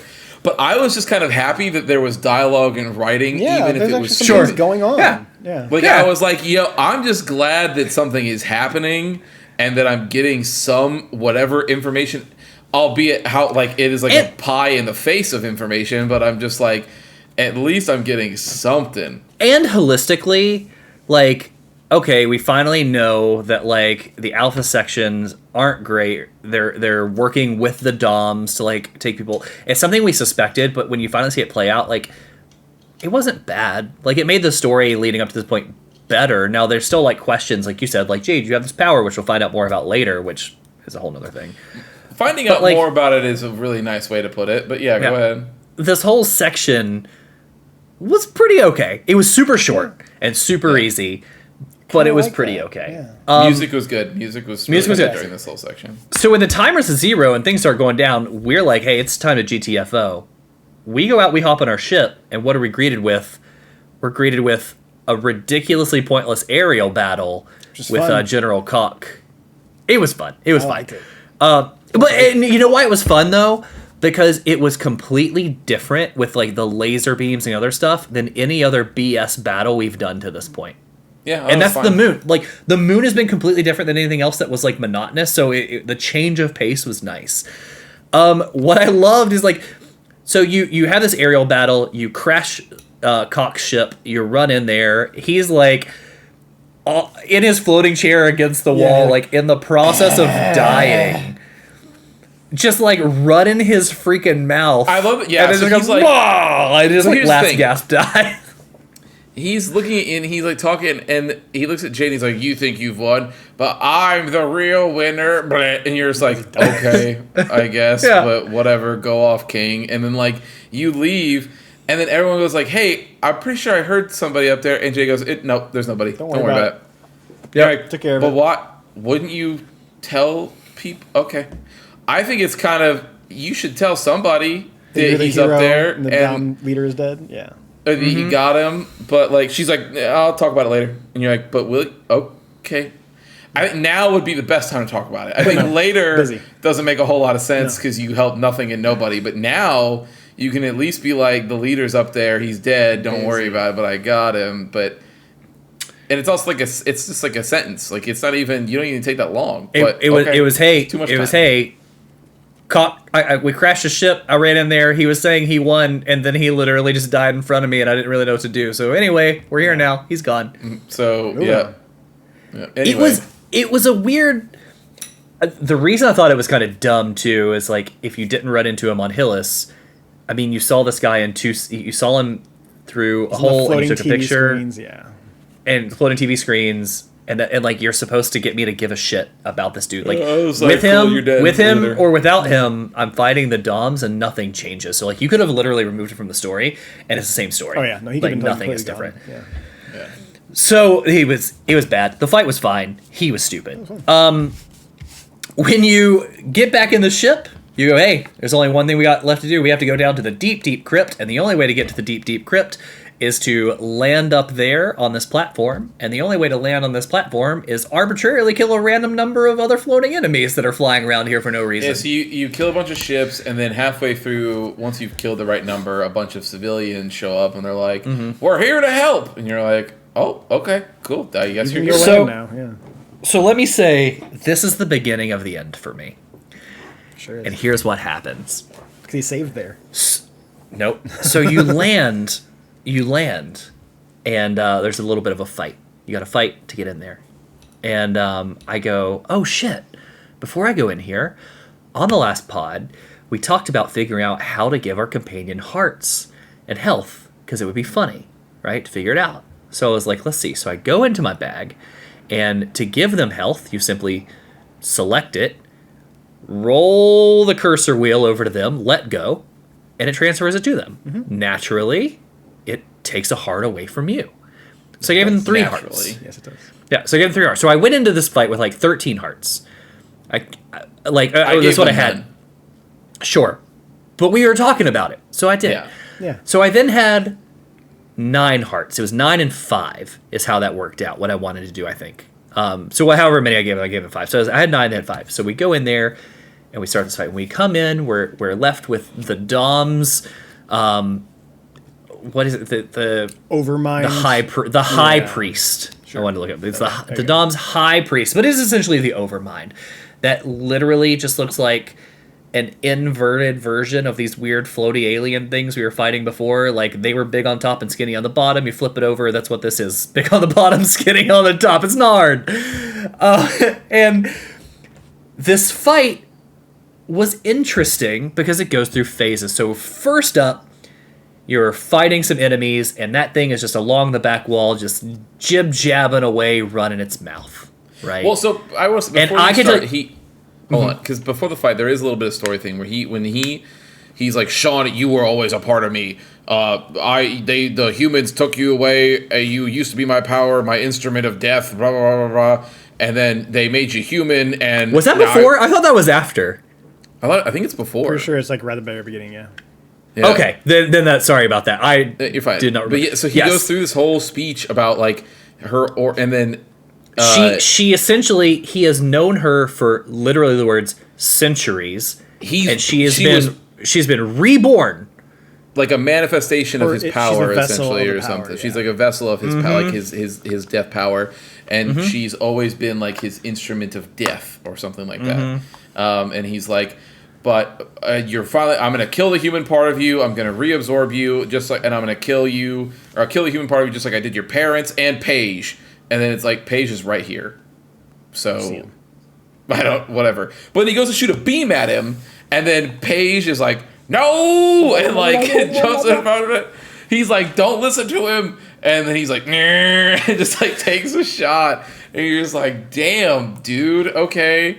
And then, but anyway, so the first phase happens then. Yeah.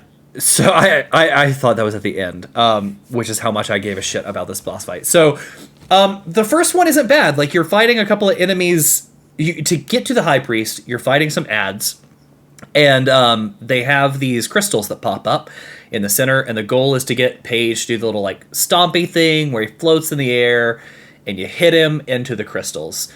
And you don't have to hit him into all the crystals, just enough to go through and then hit the high priest in the back. And once you hit the high priest in the back, introduces you to like the first real part of the boss fight, where the boss then comes out, and this is what took me forever to figure out. Preston came in while I was playing with this for a little bit. Right? When this is the first one. So there's the basic one two first? Phases before that. So there's the one phase with the Paige one. There's a second phase. And there's a second phase where you're facing the Double H's clones. Yeah, because Double H goes to shoot you, or the boss goes to shoot you, and then Double H is like, I got you, Jade, and then he blocks with a shield. Yes, but you don't fight. So the first phase, though, you do the Paige thing, and then you have to do the dodgy mechanic. And then you get to the Double H's, and then do it again. I don't know. I don't think so. I think the Double H happens, and then the final part of the fight is the pattern one where he's like teleporting. So it's the Paige one. No, the pattern happens twice. You have to shoot Paige into the crystals. The second one is you're fighting all these multiple Double H's to where like you have to pick them off one by one. So they do the same dumb shit as facing the Doms to where like, you have to wait for him to swing, then he's open, then you can hit him, and you get enough of those down, and then you can hit the guy in the back again, and then it goes into phase 3, which is so the first phase has a pattern, right? So when the Doms when the high priest comes out, I spent minutes, I don't know how many, but before I died the first time, I had hit the high priest 27 times. And I'm like, what the F is the answer here? Now, when I got to the final boss, I did not read the guide on how to beat the final boss. I just got to the boss like, okay, I'll do this. It's fine, right? Can't be that hard, right? But I was so pissed that I did look it up, and I didn't see the I didn't get the trick. I still didn't get the trick.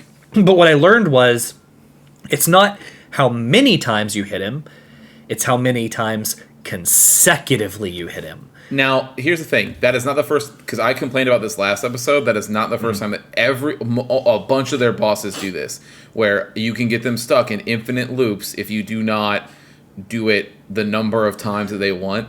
And it's a fury. It is some of the worst. It is the worst boss design I think I've ever seen. But I think the reason I didn't pick up on it that fast is because I was able to like break all of those boss fights and stun lock all of the bosses to beat them. So I never really had to experience the pattern. So I could not figure out there was a pattern here. So I died and I died and I died and I died and I died. And then I realized it was consecutive. So okay, now I'm trying to hit it consecutive, but I'm still dying and I'm dying, I'm dying. And this is when Preston logs on. And I have lost my mind. So I'm like, are you at the part where like you're kind of tripping, like, and like they kind of mess with the directions on you? He's like, no. I'm like, No. you think this is bad? Yeah. Boy, you I got have treat lost coming up for you. My mind. And then through Preston giving me hints, it's directions that you have to like dodge, right? Boop, boop, boop, boop, boop. So I beat the boss. So you dodge, you dodge left, you dodge right, you dodge left, you dodge right, you dodge back you and attack forth. him. So he goes in front, left, Yeah. or right. Yeah, And you have to yeah, hit yeah. front, left, right. Because if you miss him or you go the wrong direction, he'll punish you by hitting hits you. you. And The then the dodge that you have to do is when he's on top. On when top, he's sure. above, and then you dodge out. Now, can I just say, because I know we've talked, but it cannot be understated. There is absolutely no defense for this boss design. No. I think resetting his health when he hits you, and I use health loosely, The combo. Liberally. Yeah. it is trash. Like that is Should be able to hit him 3 so times next fucking fight. dumb. If I get through the comp, like if I'm learning the pattern, because in fairness, the combo is the same every time. The directions he does is the same every time. It doesn't switch is, it up. it So is. Nope. If it's gonna be left, left, right, left, up, it's always gonna be left, left, right, left, up. Like it's always gonna be that. That being said, it still does not make it good. I mean, it's stupid because you're just basically telling me that if I'm not quick enough, then I'm gonna have to start over every time until I get it right, and basically just keep the berries, like the full restore berries, on me, so that anytime I get low enough, I can use them, so that you can eat them, get your health all the way back up, and then be like, cool, I guess I'm doing the fucking pattern again. Blah, blah, blah, blah. Yeah, about So And- so Christian, let's talk about this. Is the I said earlier it was the beginning of the end when I gave health away. So this is where it gets worse. So in the very first part, as I was figuring stuff out, I used all of those berries, right? Now if he hits you to reset his health, he hits you for 2 1/2 star or 2 1/2 heart. Sure does. If you get hit twice, that is 5 hearts. If you go into that fight with 9 hearts, you are now down to 4 hearts. And here's even more infuriating. Not only was I out of berries, I was down to 4 hearts, and when you actually complete the phase, it soft saves, and that's your checkpoint. So if you die, you don't start it all over with full health and full berries. You start over on the last phase with 4 hearts. stuck at your shit position. Yeah. So where was your last my hard save? God. Right Before, before. the last hard save would have been the last like M disc thing, which would have been as you were leaving to go fight the General There's Cock. this- There's I one thought like there right was- before you go into that boss. Yeah, fight. there's Is there? there's Then a- I probably hit that one. Yeah, that's Still. what I was saying. Telling you, like, well, you So can you flow back could and save. you, Like, no. you could reload. You could have reloaded before the boss. No, you couldn't. The game wasn't on his computer anymore. Now, I was. I will say that no, if no, your no, last no, no. hard But save- so here's the. if your last the, hard save was back on the planet, I would have. Yeah. I would have No. uninstalled. But Christian, you don't understand, right? Because here's what happened. Preston knew how angry I was before I figured out what's going on. So I'm like, okay, I got it. That's fine. I get it. I'm pissed, but that's fine. So then you don't go right into the boss fight. You go into that second phase that you're talking, or that third phase you're talking about with the double H's, where this time you have to fight 5 double H's. No problem. I step to the second side. phase. Semantics Double with A- the phase. Semantics it- with that, because what happens is like you have dodges, you have ads, directions. and then the high priest, double H's, then the high priest, right? And that's what it is. So Pattern. either way. So I'm fighting the double H's, no big deal. It's just like the DOMs. You step to the side, you hit, boom. What do? Do they die? No, they turn into another enemy that floats around. That's also fine, because now I'm dodging, hitting, hitting, no problem. But you get them down to 3. And then the high priest starts shooting lasers. And if you only have 4 hearts, those lasers hit like a bitch. So now, I get him down consistently, being hit once. But that one hit is 2 hearts. So now I'm going in to the final fight with the high priest with 2 hearts. And remember, that's a 1-hit kill. And what do they do to add insult to injury is they go, hey, remember that? No problem. You have the pattern. It's going to be a very similar pattern. Oh, except for this time, we're going to invert your controls. Can I tell you? So when that happened and it did it, I was like, I hate this. And this is stupid. But it's only stupid because so Metal Gear does a similar thing. Like original Metal Gear does a thing where like it messes with your stuff and like there's like it looks like it changes the video thing on your TV, it like reads your data. Like they do really creative stuff with some of their boss fights, right? This game is clearly trying to do something like that here. The problem is that it's not told at all. Like the boss doesn't be like, I'm going to mess with your senses now, and then all of a sudden, like, it switches up the things, because at least you'd be like... It gets a little woozy looking, like, your eyes glow a little bit, like... But they don't really say it, like, whereas, like, in Metal Gear, right, like, when it happens, it's like, Psycho Mantis will say some crazy shit, like, it seems like you like playing Spyro the Dragon. You're like, oh, shit, he's reading my memory card. Like, how is this working? But, like, he'll at least, like, it hams it up to the point where you're like, I can see what's happening here. This does not, it just does it and expects you to be like, I guess... Is my controller broken or is the game... Okay, I guess I'll just keep trying. And you just figure it out. But then, can I say, I was like... When I finished this boss, I was like... I can see... I was like, I'm interested to see what happened with Alex's shot that made him quit. That being said, I was like, this is a horrid boss fight. And I was like, I want to know what other people think. So I looked it up. And... There was people praising it. If they liked it, no. Most people were like, "This is a bad fight," and most humans agreed. There was always those some people that would show up and be like, actually, I didn't have any trouble with it," and you're just like, "Okay, what the fuck ever." I didn't die either because I had 28 berry things on me, so it didn't matter how many times I got hit because I would just get a full restore afterwards. That doesn't change the fact that it's designed like shit, but. They know it's designed like shit because the pattern is different, and the reason, like, and I could tell they knew it was shit because instead of going like side forward, they just went side before they ever tried to go forward again because they knew it'd be too hard for your brain to go opposite and back. So there was people who were saying like that part. They're like, oh, easy trick for that part. Just turn your controller upside down. The fuck out of here. My God. And you're just like, I'm sorry. I want to beat you with this controller. But what are we talking about here? I should turn over my controller to make it so it's like, no, I don't have to think anymore. Like, bro, shut up. No, this is dumb. And I wouldn't eat again. I would not matter. So it would not matter. You might as well say, for that reason, for that matter, hold a mirror in front of you and freaking play it normally into the mirror, and then you're gonna go the right direction. But I think even further past that, I think I would be okay with all this wackiness in you trying new things on a boss if it was like every other video game in history and it was a cumulative like hit, right, where. Say if I get 3 hits in the pattern, then he hits me. Okay. And then the next time I get 4 hits in the pattern, fine. But that's enough. You've done now, 7 hits a damage, whatever it is, like however many times you get hit and then however many times you hit him. You hit the number and you're like, okay, over these last 3 attempts, you've hit the number of times he needs to be hit. His health bar is now reached here. The next thing will happen. You can keep going. The fact that you lock it behind an arbitrary amount where you're like, no, if it's like, let's say the pattern is 9, he teleports 9 times. If you get hit on the 8th one, he goes right back and you got to do it again. That is awful design. It is awful design. So that's what happened when I got to him.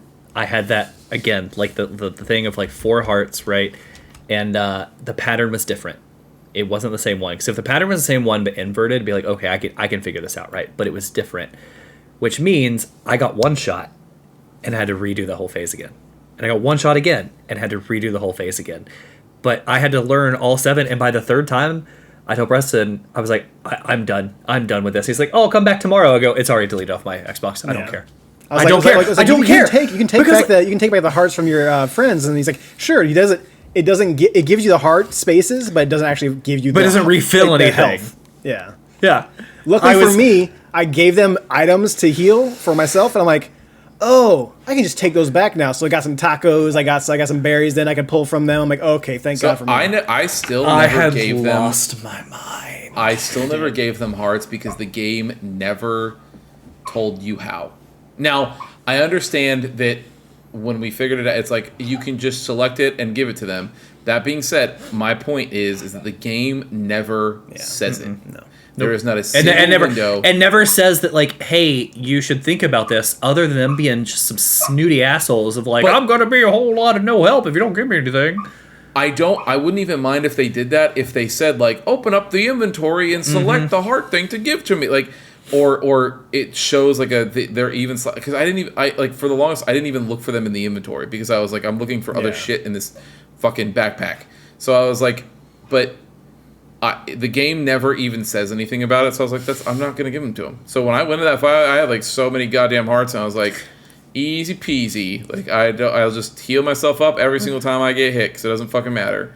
And go ahead. So that's why I deleted it, because I was furious. Part was like, I didn't really have a problem, but I didn't want to say it to Alex because he probably would have destroyed his monitor screen at that point. I was gonna be like, it's not that bad. No, I defeated like my first run, Alex. Like, you can definitely do it when you go back to it later. Dude, I couldn't say it to him. I couldn't say it to him. You should have been like, I read the room.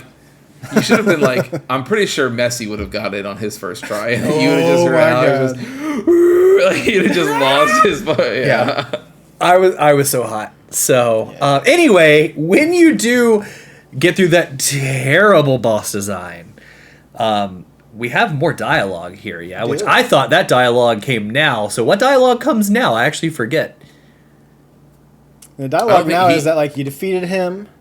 And then it's like run. You do the whole, like, well, no, because, like, you do the whole, like, levitate thing because, like, right. Yeah, that's what I thought. So it's just, well, they show, like, the revolution and everything, and then just fucking credits. Yeah. So what happens is, so everyone's like, Jade, you did it, and they're all like, hero. And all the people start like flying, and it's like, where did all these people get the power of flight? But they just start flying, and then Jade is just like an eldritch style, fucking like an eldritch being just like floats in, and like it's just like, give me all of your love, and like all the power starts coming at her, and then her eyes open, and it's blue, and it's like, boom, credits. But also, so were those people like?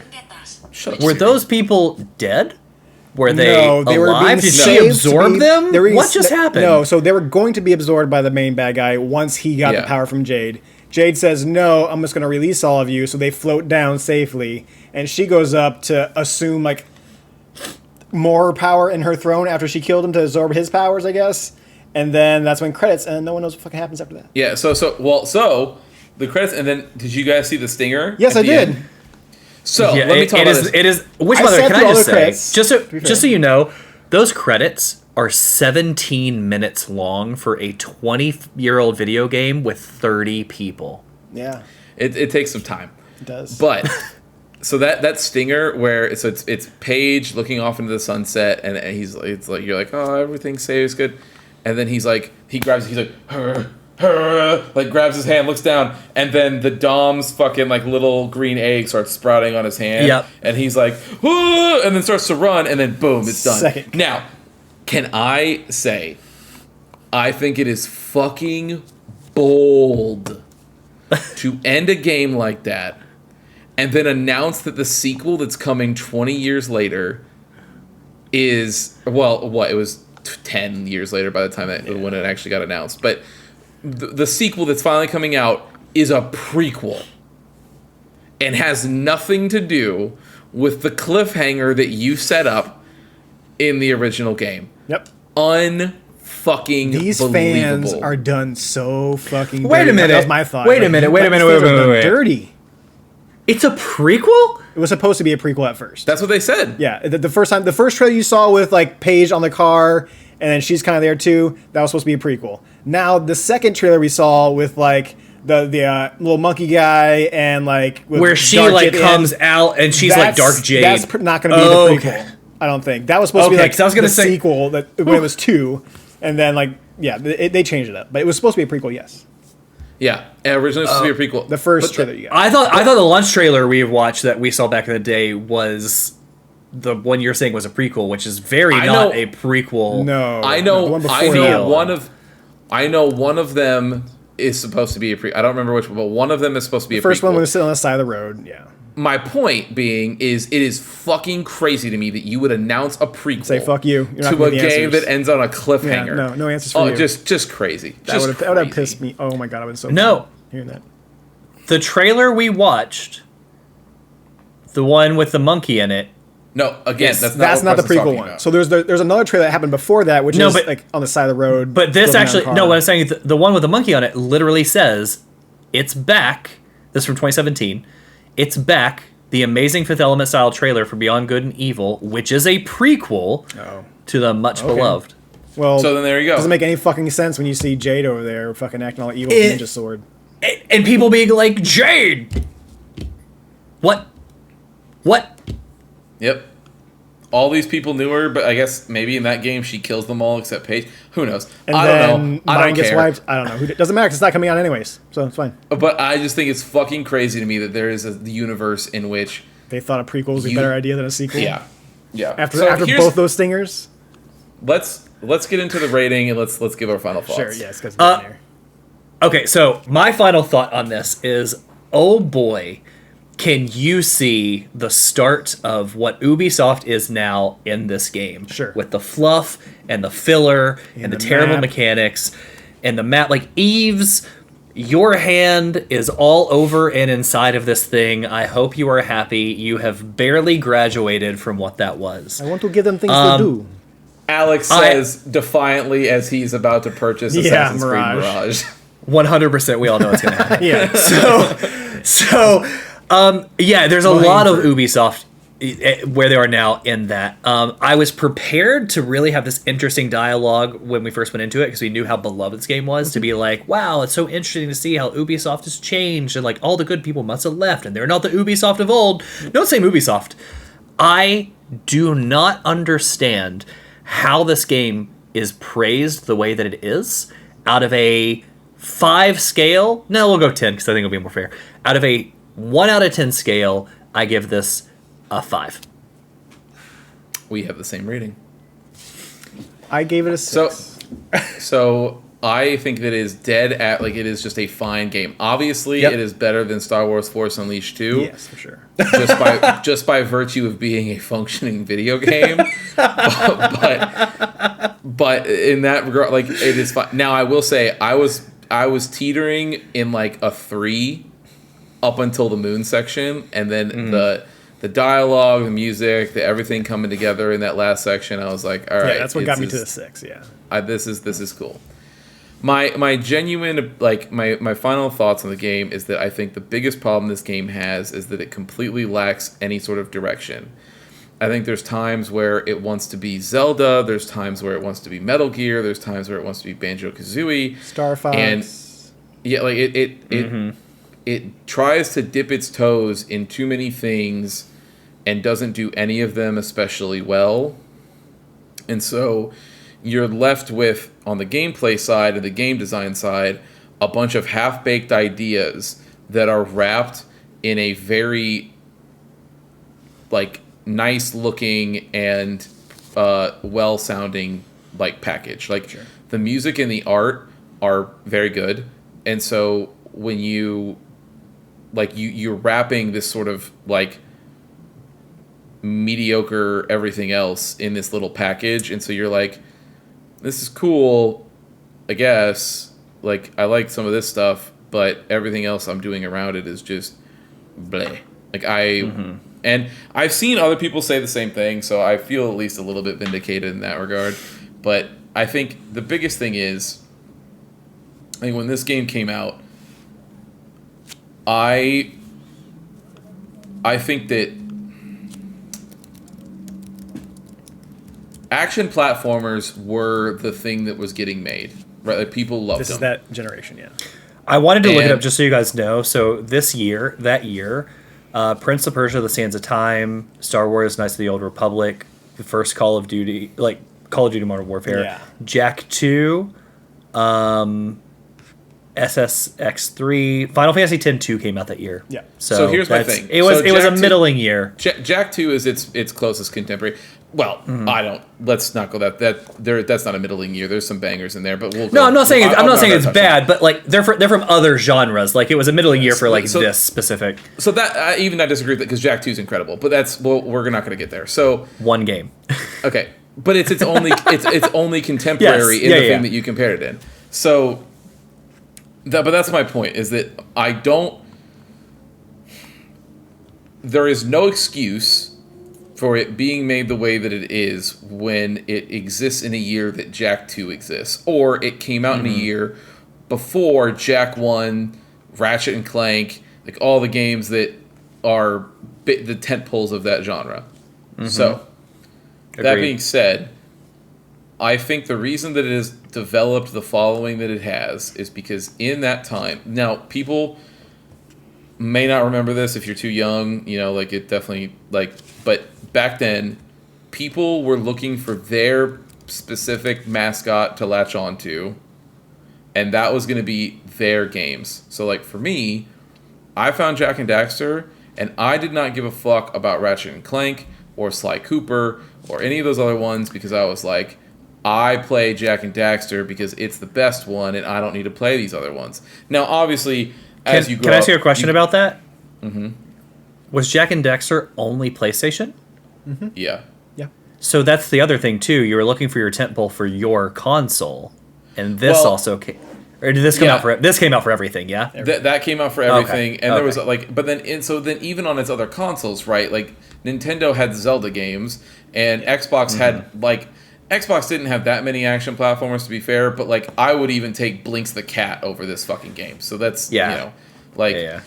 But so that all aside, I think what happened was people were looking for their thing to attach to. This just happened to be the game they picked up when they were looking to get attached to something, and then they were like, you just let nostalgia take over you, right? Like you're just letting it do that. And genuinely, I think that if you were experiencing the community stuff with some of that, where you're like trying to find the codes and doing all that other shit, that could have genuinely been fun. Like that could have genuinely colored your impression of it back in the day.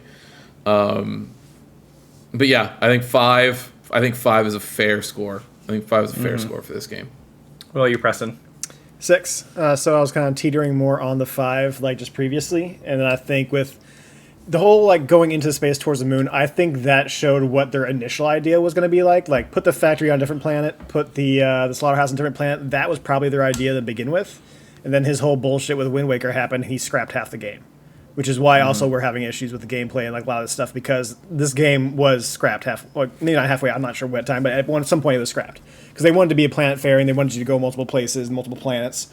And you end up just sticking on the same planet until the very end, which is a very small level, and they probably got to do what they really wanted to do as far as the developers themselves, and not just the creator fucking saying, I didn't like Wind Waker because I don't like fun things and I'm a fucking idiot, and just scrapped half of his game because of a fucking Nintendo game that they made.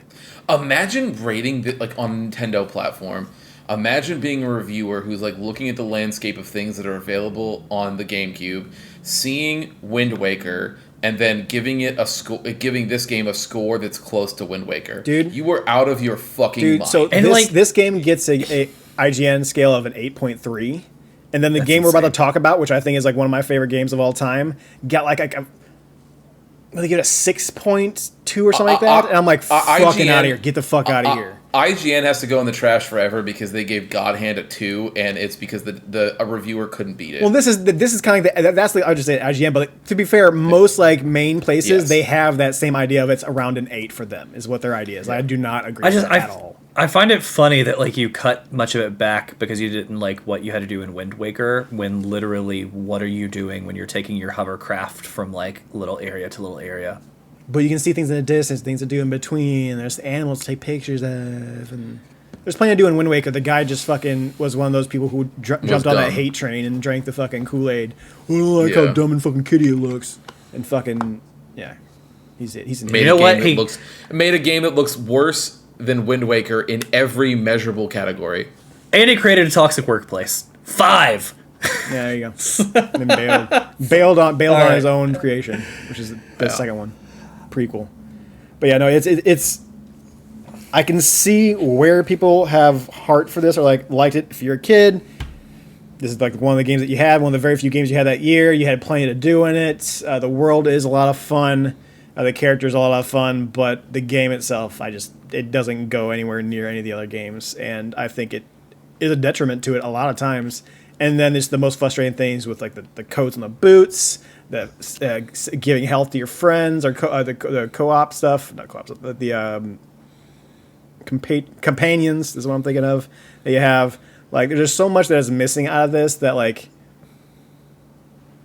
are simple fixes. Very simple. It's not something that's like hard to do at that time. It's been done in games of that ilk. Like, yes, Jack and Daxter 2 came out that year, but to be fair, they had a whole single game that worked that bugs on it. But guess what? The first game that came out years before it is much better than this game. Your pictures never pay off. I don't know if we I think you see those in the credits. Am I wrong? No, they're just random photos that Jade has taken, but they're not photos of the game. I can't remember. There's no payoff for the whole premise of your being, which is a investigative reporter. Yeah. No, there's not a lot of payoff in this entire game. Your payoff is that your photos are being used. Start a revolution to right. Yeah, help. yeah. Like they're used. Like they the world. Not the ones of the animals. Only the ones of the shit that we take and publish. That goes to the library. That's what I mean. Like, that's what I mean. There's no payoff to that. Your payoff is that you're getting money throughout it the whole time. Yeah. I'm not saying it's a good payout, but they are. The whole thing is they're getting just paid to keep the shield on that lighthouse that got destroyed. It's Korok seeds, man. I have to say, as we wrap this up, I am incredibly disappointed. I know we were all excited when I picked this game. And I have not experienced a letdown like this in quite a while, and it is significantly worse than I thought. Bound to happen. So first game we had somebody quit on. The only good thing about it, I know it's my pick. The only good thing about it is the fact that we have yet to really be drastic in how we rate games. We've actually been pretty aligned on these so far. I mean, the game has to be not playable to give like a 2 or 3. Yeah, I thought that I was gonna. I thought I was gonna say 5, and everybody was gonna be a little bit higher. But no, yeah, 5 is. 6. I think 5 is a fair score. 6. So, all right. So Preston, what do we have on the horizon? Yeah, next game is my pick. I was thinking about one game, but then I'm like, oh, this game is on sale. I'm gonna buy it for my homies because it was like $3 on Steam at the time, and so I bought the game called Gris. This is a very short game. It's very beautiful. It came out in 2018. It was like one of those cheaper games, like a $15 game, made by 2 ex-Ubisoft employees. They left Ubisoft and wanted to make a good game, not the same garbage over and over again. So they're like, let's do something. They met up with an artist at a bar. They chummed it up, and they're like, the artist had an idea for a game. And it uses his art, and these Ubisoft guys quit their job and helped them out making this game, and I think it's phenomenal. It's very beautiful. There's a trailer for a new game, and we'll talk about that next time because I don't remember the name off the top of my head, but there is a new game in one of the recent State of Plays that they are making their a second game, and it looks very good. Same kind of beautiful art style, that kind of nature, but I'm not sure how you guys want to do this because I'm a little confused. So How Long to Beat gives it about 4 hours for a playthrough, about 5 hours for completing everything and collectibles and maybe some fucking around time. Now, the playthroughs and walkthroughs I was saying to kind of find out where a good stopping point would be, all those playthroughs are around 2.5 hours. So I think we can make it into 2 parts. Make it very lax so that maybe it takes you an hour, hour and a half, and maybe it takes you 2 hours to do that first part, and then we go on to the other one. So, for Gris, which, by the way, if you want to play along, it's free on Game Pass. It came on Game Pass like within the past like week or two. So if you want to play it This there is, and I play think- along, feel free. This is. I don't think this is the first game that was available on all consoles, including mobile, because I believe Inside was too. But this actually launched on all platforms, including mobile. So when you pick this game, I actually know it from the App Store on iOS. Sure. So that's what. Yeah. Nice. It's a great game. And just to give you a heads up, if you do want to play along with us, this is a game that deals with the 5 stages of grief. So if you don't think you're not in the headspace, I don't want you to go into this and be surprised by it. So that this is what this game is going to be about. It's not Might be some super duper- feels. What's that? So it might be some feels. There will 100% be some feels. If you don't feel something at the end of this game, there's something dead inside of you. And you probably need to talk to a therapist about this. Well, now I'm gonna lie. You will cry. Have tissues for the end, especially. So you're going to go through the game, and this game is in chunks, obviously the 5 stages of grief, but colors are represented by these 5 stages. And achievements you'll get, which will be the kind of where we can find the halfway point, which will be blue. You get to a point, you kind of have somewhat of a boss battle, and red turns to blue, and you get an achievement that is literally called blue. So once you get that achievement for blue, stop there, and that'll be part 2, and that's where we'll go. It's a great game, And- phenomenal game. As we play this, it is linear enough to where we will get red and blue. Like we're not gonna accidentally get ahead or anything Nope, like that, right? this is 1000% linear. Like you go through the 5 stages of grief, which is a Cool. straight line. You don't bounce around with that. Well, everyone deals with grief differently, but it's very straightforward. Cool. Okay. Cool. Yeah. All right.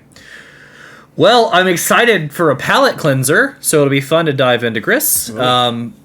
Thank you, everybody. If you played along with us, I'd love to know what you thought of Beyond Good and Evil. Because as Christian said when I logged on here, it was a game. It was a game. Was We were a able to game. beat it, and there's some things that are likable in that game.